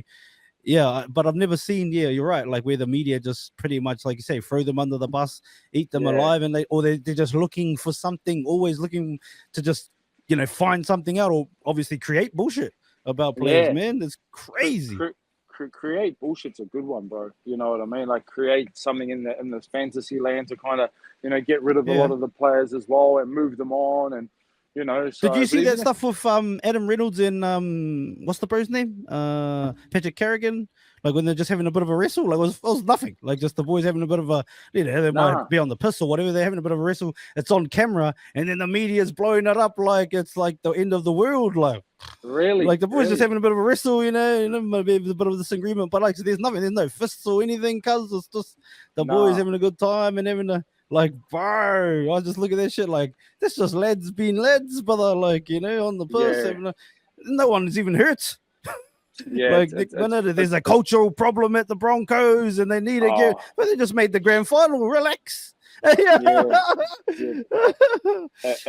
happens a lot, you know. They just blow it out of proportion, and you know, like that's the. I don't even read any of the papers or kind of like take notice about anything anymore. I think you know, you can just go on social media now, and it kind of gives you the right facts. You know, now you know you don't have to read all these bullshit stories in the Daily Telegraph or anything else. Or you know, or like you know, I don't even go look into my cousins send me them. I'm like, oh fucking hell, who cares? Jesus, I'm like, what the hell? I don't even give a damn. I think a lot of the players now use social media quite well to be able to explain things, and you know, when things do arise or things are happening now, you know, the boys are quite quick to jump on and explain, you know, whether or not they've done something wrong, or you know, or talk about their side of the story. So that's good, brother, because you didn't really have that. Like, social media wasn't what it is today when you were, you know what I mean, up in there. You know, imagine if you had this medium you have now, and even the confidence that you have to speak to the camera every day, and like, bro, they would have been ran through the ringer like the Bulldogs for what they did to you. Like, if you were sharp back then, you know what I mean, and this was available to you, you know what I mean, as it is today, the medium that we have. I think as well, you know, back then, you know, we were doing some other stuff as well, so it might have been good, might have been bad as well, but. No, maybe you know, it's definitely a tool that I love to use now. You know, social media is so powerful and so many different ways, bro. So connecting with people, you know, showing the stuff that you want to do and showing who you are as a person, you know, is really powerful. And like we were talking about before, not being whakama, you know, not being shy.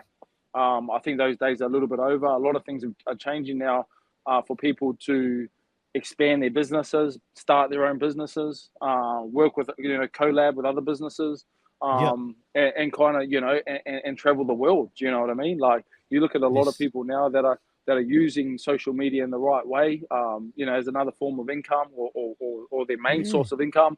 You know, it's a very smart thing to do. You know, I think anyone that kind of, you know, doesn't use it or are only really kind of, you know, hindering themselves and not being able to make another source of income.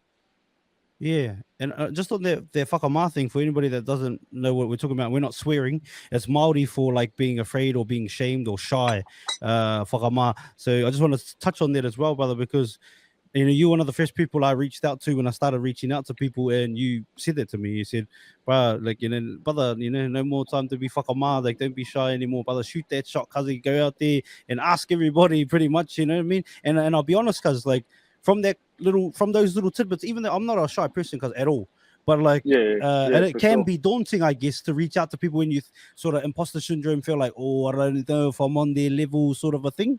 So those little words, cuz, like, those will reign true for, like, you know, wherever this goes, this Mind the Mic podcast and whatever I do on the social media space from now on, those words will be part of that journey, cuz, and I thank you for that. Man, no, that's all right, bro. That's all good. I think, you know, it's what you enjoy. You know what I mean? Like, it comes naturally to you. You know, you speak well. I think for a lot of people in the podcast space as well, you guys are only trying to really, you know, show what other people are doing and letting people tell their stories, right? So, you know, shine a light. That's it, bro. You know, so it's good to connect, and you know, you don't know where it's going to go, bro. With a lot of hard work, and it can go anywhere. Yeah, and Maori, brother, we built for mahi, cuz that's all hard. Good. And it's in the blood, cuz. It's in the blood. In the toto, my brother. It's in the toto. So where do you go to from Penrith? What's the go there, my brother? Is that the end of the road, or is it as far as that thing, or what's the go? I can't even remember, bro. To be honest, I think that was pretty much it. Yeah, I played a little bit of New South Wales Cup, and then I was just a little bit over it, bro. So I think that was pretty much the end of the road for me for the NRL. For the NRL, But the ended up beginning playing. of the real road. Oh, that was a little bit further on, I guess. I ended up playing like a few years at Newtown Jets, playing New South Wales Cup, and I really kind of enjoyed it, to be honest. Greg Madison was the coach, and I got a couple of offers, but I just knew half of the player agents that were hitting me up were all cucker. You know, they were just talking cucker. You know, trying to get me but you down would have to been Canberra. put off, brother. Would have been put off hard from what had happened to you so many times in the past as well, eh? Yeah. You know, I kind of was, and with all of that as well, I kind of found my feet at Newtown. Like I really enjoyed it. It was a good club. You know, I was working, plus I was playing a little bit of footy, so my financial situation was all good. Like I was stable, you know. But then you always have these clubs kind of coming in and out saying, "Oh, we want you to come here. We want you to go here. Come into a preseason here." And I guess when you're a little bit older, bro, it becomes a little bit harder because you know they don't really give you, you know, like a first tier contract. It's either like a train and trial for 2 or 3 weeks. So it becomes really difficult because you got to kind of like train and work at the same time. So a lot of that becomes really difficult, and I was kind of happy with what I was doing as well, and I was a little bit more settled as well at Newtown. So I played a couple of years there, bro, and then just kind of like got out of it, which was good for me. Yeah, solid, brother. Good on you, brother. So, like reflecting back on your NRL career, brother, what's a takeaway just from the NRL side of things? Is there something you can say? I took away a lot, bro. I took away a lot. It's who I am as a person. You know what I mean? It built me to have all the values and all the. I wouldn't say the NRL, but I'd say the clubs that I went to, like the Melbourne Storm, the Broncos. Yeah, the journey. You know all the pre-seasons that I did. I actually put it down to where I am now with my training, with my structure, how I look at it. Like we posted something on my social media today of what I've been able to accomplish every month since December last year. And even I look at it, bro, and I was like, like a lot of the things that a lot of people haven't seen is like all the pre-seasons that I did since I was 14, 15 years of age, and they were tough, bro. I was training with men back then. The NRL pre-seasons were a lot different. They were old school, you know what I mean? You were getting flogged, like I said in the other day. There were no GPSs, it was tough, grinding work, and I always relate back to that, a lot of the mahi that I did, even when I was a young fella, but I also say that I really enjoyed it as well. Like, and that's where I am at the moment with my running. Like, there's not one day that I kind of look at it and go, "Oh, I don't want to be here today." I look at things and go, "Okay, this is what we have to do today," and then my mind kind of comes up with a plan, and then we go out and tackle it. And it hasn't been any different with, any training that I've done in the past, whether or not I was at the Broncos or the Roosters or the Bulldogs. It was always just getting it done. And I've always had that mentality, I've always loved training. I've always loved footy.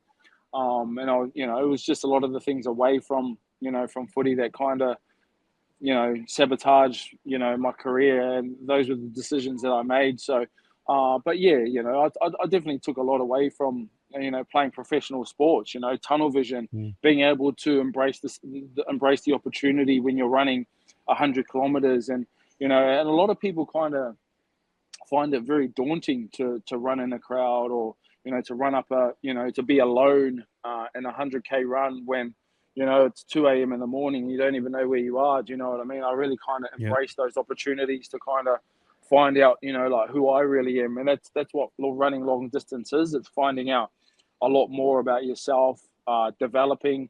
Me and a guy that I train a lot with, we always say that you're never the same person after an event or after a challenge, just because of the things that you go through mentally. The things that I learned about myself after the 12 marathons in 12 days, bro, was, obviously running through a lot of injuries, running through the VMO injury, where a lot of people would have given up 100%, you know what I mean? Like halfway through it, or 8 days in, I had to call up a physio from Brisbane and ask her, like, hey, this is what's going on. She gave me the confidence to say, hey, run harder, you're not going to tear anything, but, be careful. And, like, these are a lot of things that a lot of people would probably give up. And like, I would say threshold pain, bro, I was probably 9.5, 10, True. So it was really up the air, bro. Like my leg was, practically done. I was saying to me, but how I kind of looked at it was, I'm going to give it one more crack and I'm going to run harder on it, and I did. The harder I ran, the kind of better it kind of got, which was a little bit weird, but I've just kind of got that, don't give up attitude. Like I thought to myself, I'm on day 8 now. Do you know what I mean? Like if I'm going to tear something, I might as well do it now. Kind of get to the end. And like one of the other things that I was telling myself too was just to kind of get through one day at a time. Don't focus on the future. Don't focus on what it's going to feel like tomorrow, because sometimes you can think like that. You can go, well, if it's bad today, how bad is it going to be tomorrow? And I try not to think like that. I try to think, okay, we just need to get to the end. We're at 15 Ks, or I think I was at 15, 16 Ks when this was happening. It wasn't like I was 32 Ks in or 38 Ks and I only had 4 Ks. I still had 30 Ks to go, bro. Almost 30 kilometers. So, it was a tough grind that day, but I learned a lot about myself to say, far out, I just got to keep on working. And that's always been my mentality through a lot of the events and challenges that I put myself into. I think I explained it the other day that I always, make sure that I do all the training. This one was a little bit different. I didn't get the opportunity to train into this one. I kind of only had like a 2-week little stint of getting my body right, but and that I think that was the reason why I kind of encountered these injuries, these different kind of injuries that I don't usually get. But like I said at the beginning, that we'll have challenges 100%. I was ready for that mentally, just because I knew my body was a little bit underdone. But at the end of the day, bro, you look back and say, oh, I still got it done. Do you know what I mean? Yeah, but awesome, brother. That I don't know, watching you on the journey, and like you say, going through all of that, your leg nearly falling off, and just pushing through pain threshold 9.5. Cuzzy, like pat yourself on the back, cousin. Like too much, brother. Awesome. You know what I mean? It was good.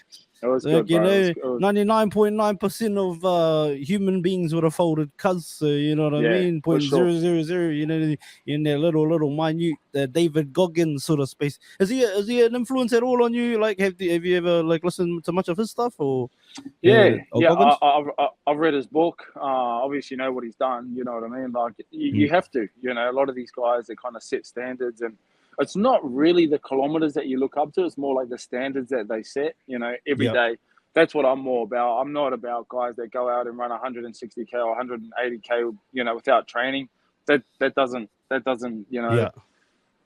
not something that I kind of connect with. I don't really enjoy people that kind of do that, because you're only making it harder for yourself.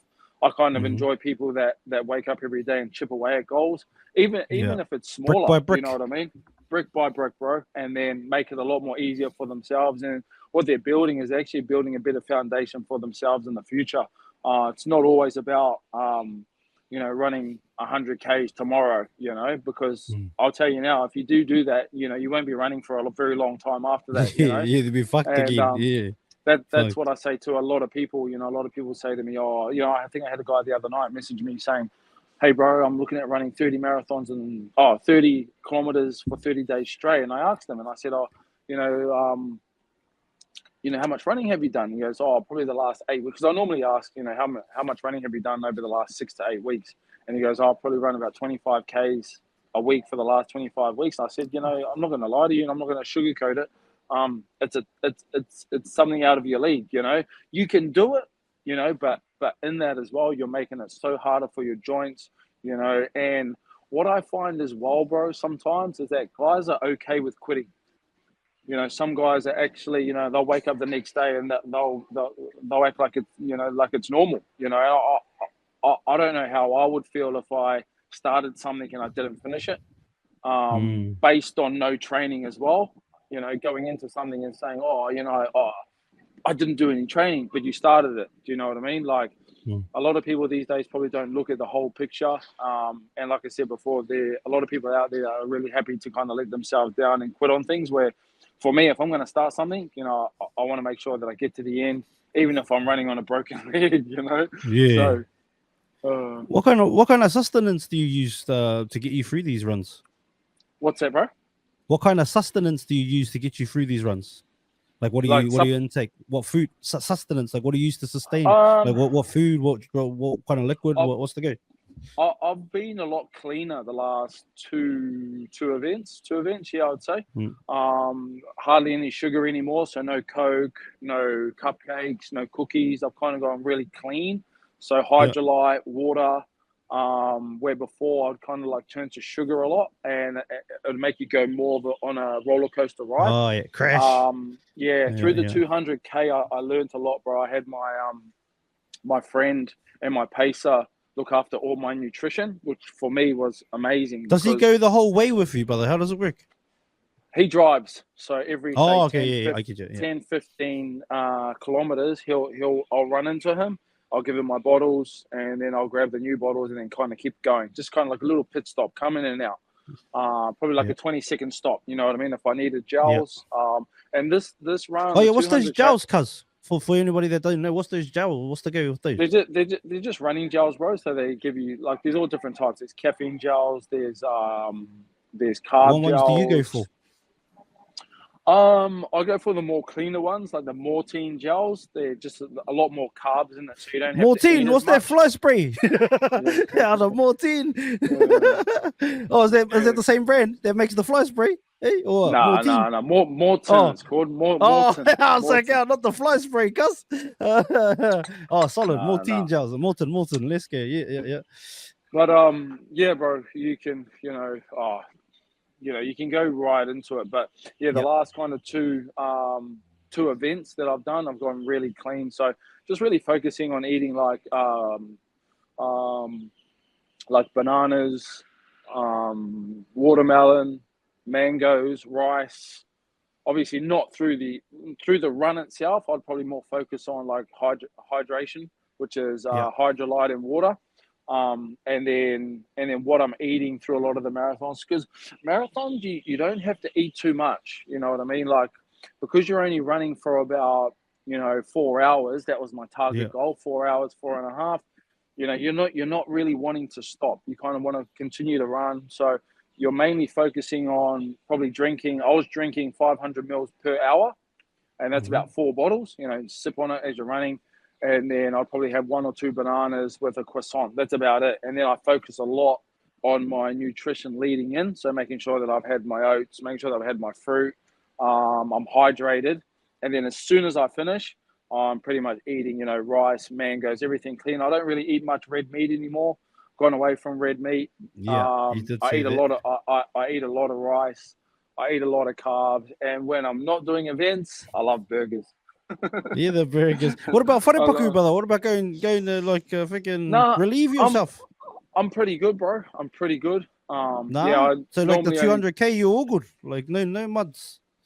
I think I might have went to the toilet once, but normally, bro, when I'm fully locked in, Yeah, and because I've been able to become immune to how my body reacts throughout the day, yeah. nothing kind of changes, bro. Like I kind of keep my nutrition exactly the same in and out of events, leading into events, and that's eating the foods that I know work really well with my Yeah. stomach, which is Wow. rice, fruit, hydrating properly. So I don't get all these things that other runners get because they eat like shit. To be honest, bro, that's Oh, the fact. true. Like when they talk about carb loading as well, leading into events.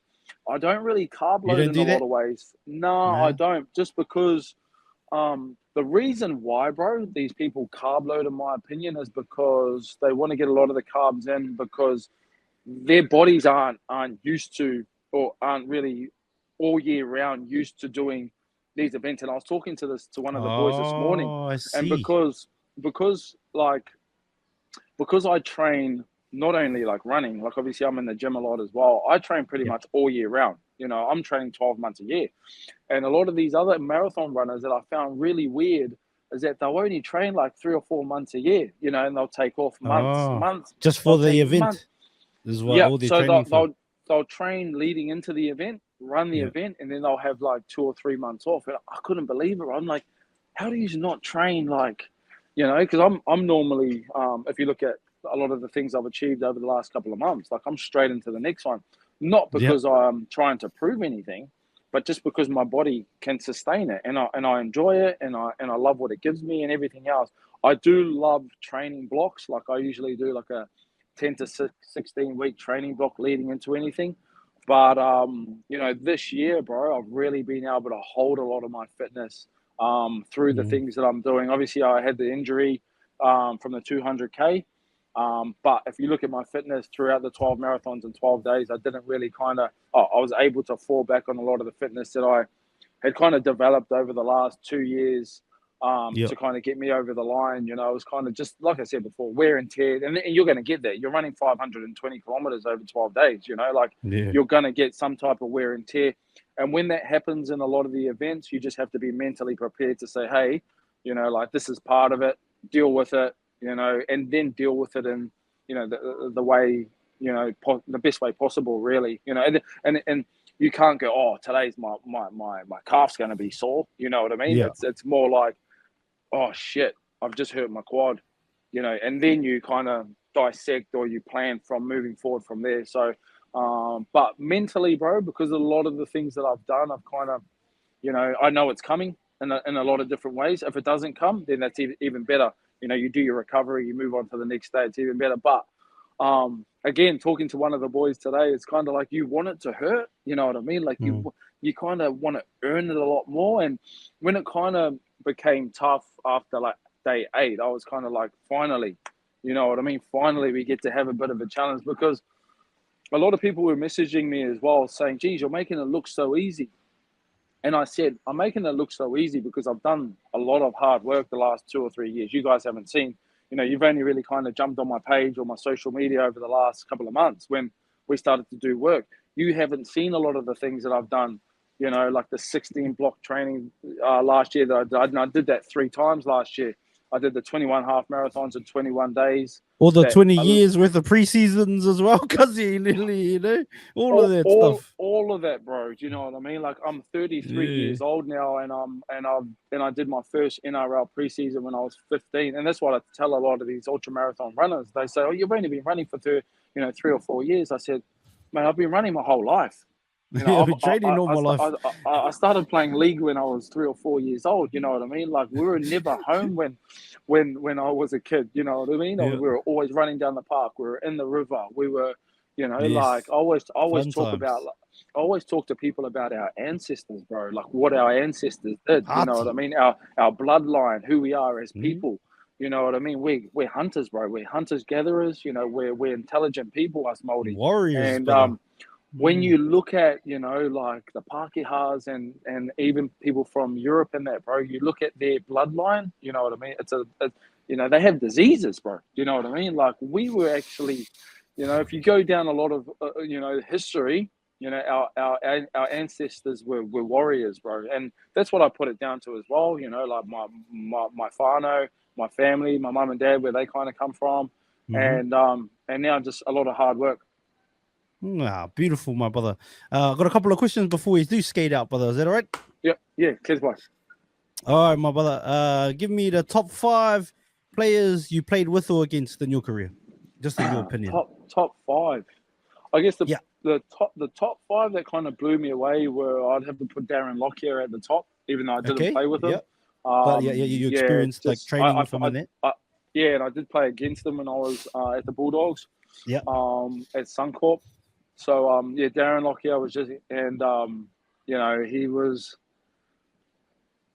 someone that when you watch them train, bro, it was just like, it was like magic. You know what I mean? Like you just knew something was going to happen. He was probably the first person ever that kind of blew me away. I kind of just was in awe of him. You know what I mean? Like the way that he ran, the way that he caught the ball. It looked like he had so much time on his hands. You know, he was, and that's who he was. Plus, I was a Queenslander growing up, so when I did see him, you know, but I got the opportunity to train with him, meet him. So Darren Lockyer, bro. You know, obviously Sonny Bill. You know, Sonny Bill was a mentor for me when I was at the Dogs, and kind of, you know, really kind of helped me and even helped me off the field and helped me make some decisions when, you know, things went a little bit pear-shaped as well.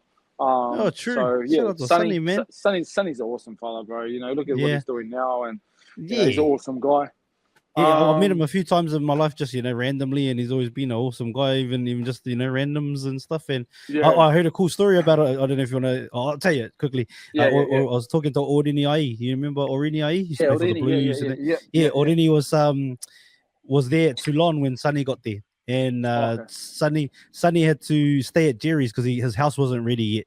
At Jerry Collins, the late great Jerry Collins, and then he was saying, from your hood tickers, and then the boy reckons Sonny got grass cut that day. It was first game at Toulon at home, and limping, whatnot, bit of a stress fracture.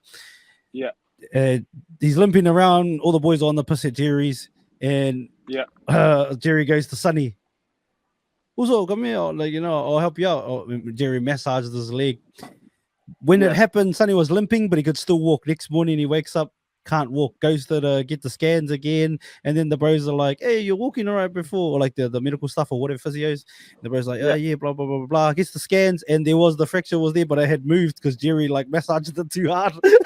Really? So a bit of a giggle. Yeah, it's a bit of giggle that already was saying the other day. He was doing it was crack up, brother. But shout out to Sonny. You made it worse. Old Big Jerry trying to help him out to give him a bit of a massage. The big oos. Shout out to the oos, man. But Sonny, shout out to Sonny, man. Shout out to Sonny. And then a few boys from the Melbourne Storm. Obviously, Cooper Cronk was just the ultimate professional, bro. And I just remember him with his kicking. You know what I mean? And there were a lot of stories before I went down to Melbourne about how professional he is. I actually got along with Cooper really well because I was me and Will Chambers were really good mates, and Will Chambers was living with Cooper Cronk at the time, so I was always over their house, chilling out, and everyone. And you were playing in the halves together too, eh? The training in the halves. Yeah, we were training in the halves, but he was the ultimate professional, but so serious as well. And I think at training, he was this real serious guy. But I kind of got to see the other side of Cooper as well when he. And he did, I'll go out and say, he cared for me and he looked after me and made sure that I would forget having my protein, and he'd grab my protein shaker and say, "Come on, kid." He used to call me kid. Come on, kid. Make sure that you because there are big fines in that in Melbourne if you didn't drink your protein, if you weren't hydrated. We used to do the hydration test, and if you were dehydrated, you got a big DD written on your head. So there were all these little things, but he was always kind of helping me, and even when I was around. Yeah, and he kind of really fought for me when my contract was kind of got torn up. I remember talking to him, he said, "Mate, I hope you stick around." Even who's the captain? Sorry, Cameron Smith. Even Cameron Smith come up to me when my contract got terminated and said, "Mate, I hope you stick around." You know what I mean? We want you to stick around. We want you to do the 6 month, kind of good behavior and get the help that you needed. And I was always honest and said, that's what I want to do, and I did do it. They knew how gun you were too, cuz that's probably why bro. as well. Yeah, that's why how gun you were. That's why I kind of knew I kind of let a lot of guys down. Not only the coaching staff that kind of got me there, but the leadership group that kind of fought for me to say, well, we'll terminate his contract, but we'll still love to kind of help him. And that's what a lot of the leadership, that's what the club's like, and that's why I fell out with a lot of the other clubs when I went there, because they didn't, when you don't care about training, how do you not, that the ultimate goal was to win a premiership, right? Yeah, well, should be. And the only way to win a premiership is to train hard. It's like anything in life, And when people aren't training hard, and I've come from systems that work based on hard work, why would you want to, train with other guys when they're not even showing up? You know what I mean? It's not a system that works, and it shows because a lot of these sites that I went to in the past, or in the future, weren't even in the top 8, for those reasons. So, makes sense why they weren't in there, eh? Yeah. Yeah, and and we go back to the players that I looked up to, Cooper Cronk. Will Chambers was a big one for me as well. He probably wasn't as big player as everyone kind of thinks he is, but the standards that he set for himself, the level of fitness, bro, that he used to try and win everything. He was a fighter, and we always used to laugh about it because we would be out on the piss the night before, leading into and mate, he would go out and win all the fitness the next day, and killed it, bro. But just had this relentless, mentality of training. And I still speak about it today, how much he kind of like blew me away. He kind of looked like him as a big brother. He looked after me as well when I was there, and just a good guy, real good guy. Yeah. So, Will Chambers, and then somebody One else? more. Yeah, somebody else. I think Justin Hodges, when I did two preseasons at the Broncos, and Justin Hodges was like, it was kind of like a old backyard bully. He wouldn't say anything. But he'd punch you in the face before you even know it. He's, and he was good at what he did. He was really smart. He might not have been the most vocal guy, but he was kind of like, give the ball to me.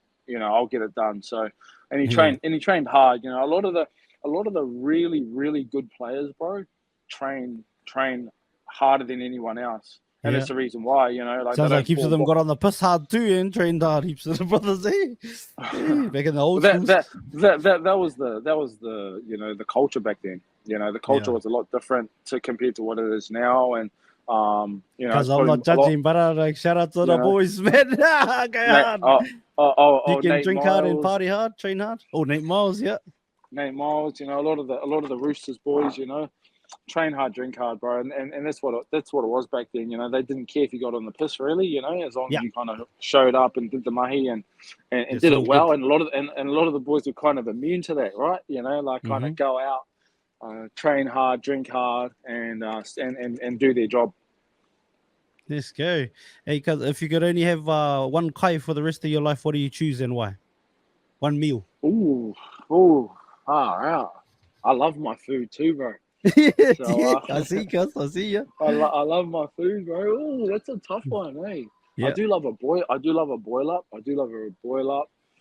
Oh, could I have that for the rest of my life? Probably a hangi, eh? Maybe a hangi. You got the veggies, you got the chicken. Yeah, I see. With the you got a bit of variety. I don't know if I could have. I do love Indian and Vietnamese, but you don't know if you can have it every single day. I don't know if I could have it every day. At least take the Maori boy out of Wainui, eh?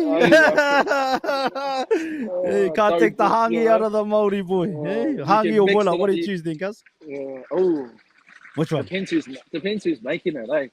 If it's my man, that's always the key. If it's my man, probably a boil up.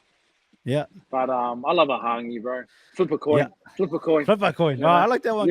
Boil up's my choice too. Boil up's my choice. What's your greenery? What greenery do you like in your boil up? Your watercress, man. Yeah, watercress. Okay. One of my I had an ex-girlfriend over here, and she used to love boil up, and I made her boil up one day without watercress, and she goes, "Was she Maori?" Nah, she was Aussie. Let's go. And, she used to love it. And this one time I didn't put watercress in, and she goes, "What's this? Like, it's so watery." Get out of here! Don't ever make it for me again without watercress. I was like, "Oh, good on you, girl." Kia ora, girl. Where are you from back home? What show are you? Are we cousins? What's if you could have one superpower, which superpower do you choose and why? Cuz probably flying, bro. Yeah, probably flying. Yeah, flying, so you can go wherever you want. Yeah. Probably flying. What's your favorite route that you've run so far in all your jogging, running exploits? I loved the Mount Kosciuszko 100K that I did in December. I learned so much about myself, not only in the training program, bro, but I learned a lot on the day. I went for dinner the next night, and the day of the event, you're just able to obviously meet a lot of different people. A lot of people train very hard for this as well. Like it's a different space compared to marathons, and I talk about that a lot with a lot of guys now that are wanting to run marathons and ultra marathons. I'm talking to a Maori guy at the moment from the Gold Coast that's pretty fit, and I say to him as well, like your consistency will get you there. Your body's already there. It's just your mentality. And when you're there on the day, bro, you're really able to embrace the feeling, the people. And like I said before, it's a different mentality. It's a different zone for a lot of people compared to a marathon. You know, you can run really fast for 4 or 5 hours, but when you're out there running 10, 12, 15, 18, 20, 30 hours, bro, for some people, that's a whole different ball game, eh? You know, it's a whole different mental space, the work that you have to, you know, put in, week out. And that's why I say to a lot of people, like, why would you not do the training? You know, for 100K, because it can turn into, you know, if you end up limping the whole way, it can take you up to 30, 40 hours, you know, 30 hours. So, yeah, bro, Mount Kosciuszko was a big eye-opener for me in this space, for a lot of things, alcohol, not turning towards alcohol, you know, again, and my relationships, how I look at people and how I look at things. I went to we drove back from Mount Kosciuszko the day after the event because my body was okay. So we drove back, and I ended up going to the pub with one of the boys just to catch up with him. And like, it was an out-of-body experience for me too, bro. Like, I was lining up because you had to line up at this time. It was a little bit later, like 6:30, and the pub was, obviously people were getting in there. It was a Saturday night. Mount Kosciuszko was a Friday event. And I was just looking around, you know, just looking at people going, you know, I was just running 100K, you know, I was running 100K yesterday with some of the most strongest athletes in the world, you know, Mount Kosciuszko, because a lot of the 100K athletes come, you know, the guy that won it, bro, is one of the strongest runners in the world. He runs Mount Fuji for training, you know, this not Japanese for training, not for training. For bro, and not once, like 5 or 6 times in a day. So that's what I mean. You're not running. Holy heck. Bro, this guy's a Arigato, machine, bro. the last samurai. Yeah. Holy He would have run the first 5K and just gone, what's this? You know what I mean? So that's what I mean, crazy, bro. Like, brother. you know, you're never the same person after these events because you've put in so much hard work. You've made so much sacrifice over a period of time, and you know what you've done works. You know, so you know, why would you kind of go back to those relationships or go back to those friendships that kind of don't give you anything, eh? And that was me. It really kind of opened my eyes to a lot of things.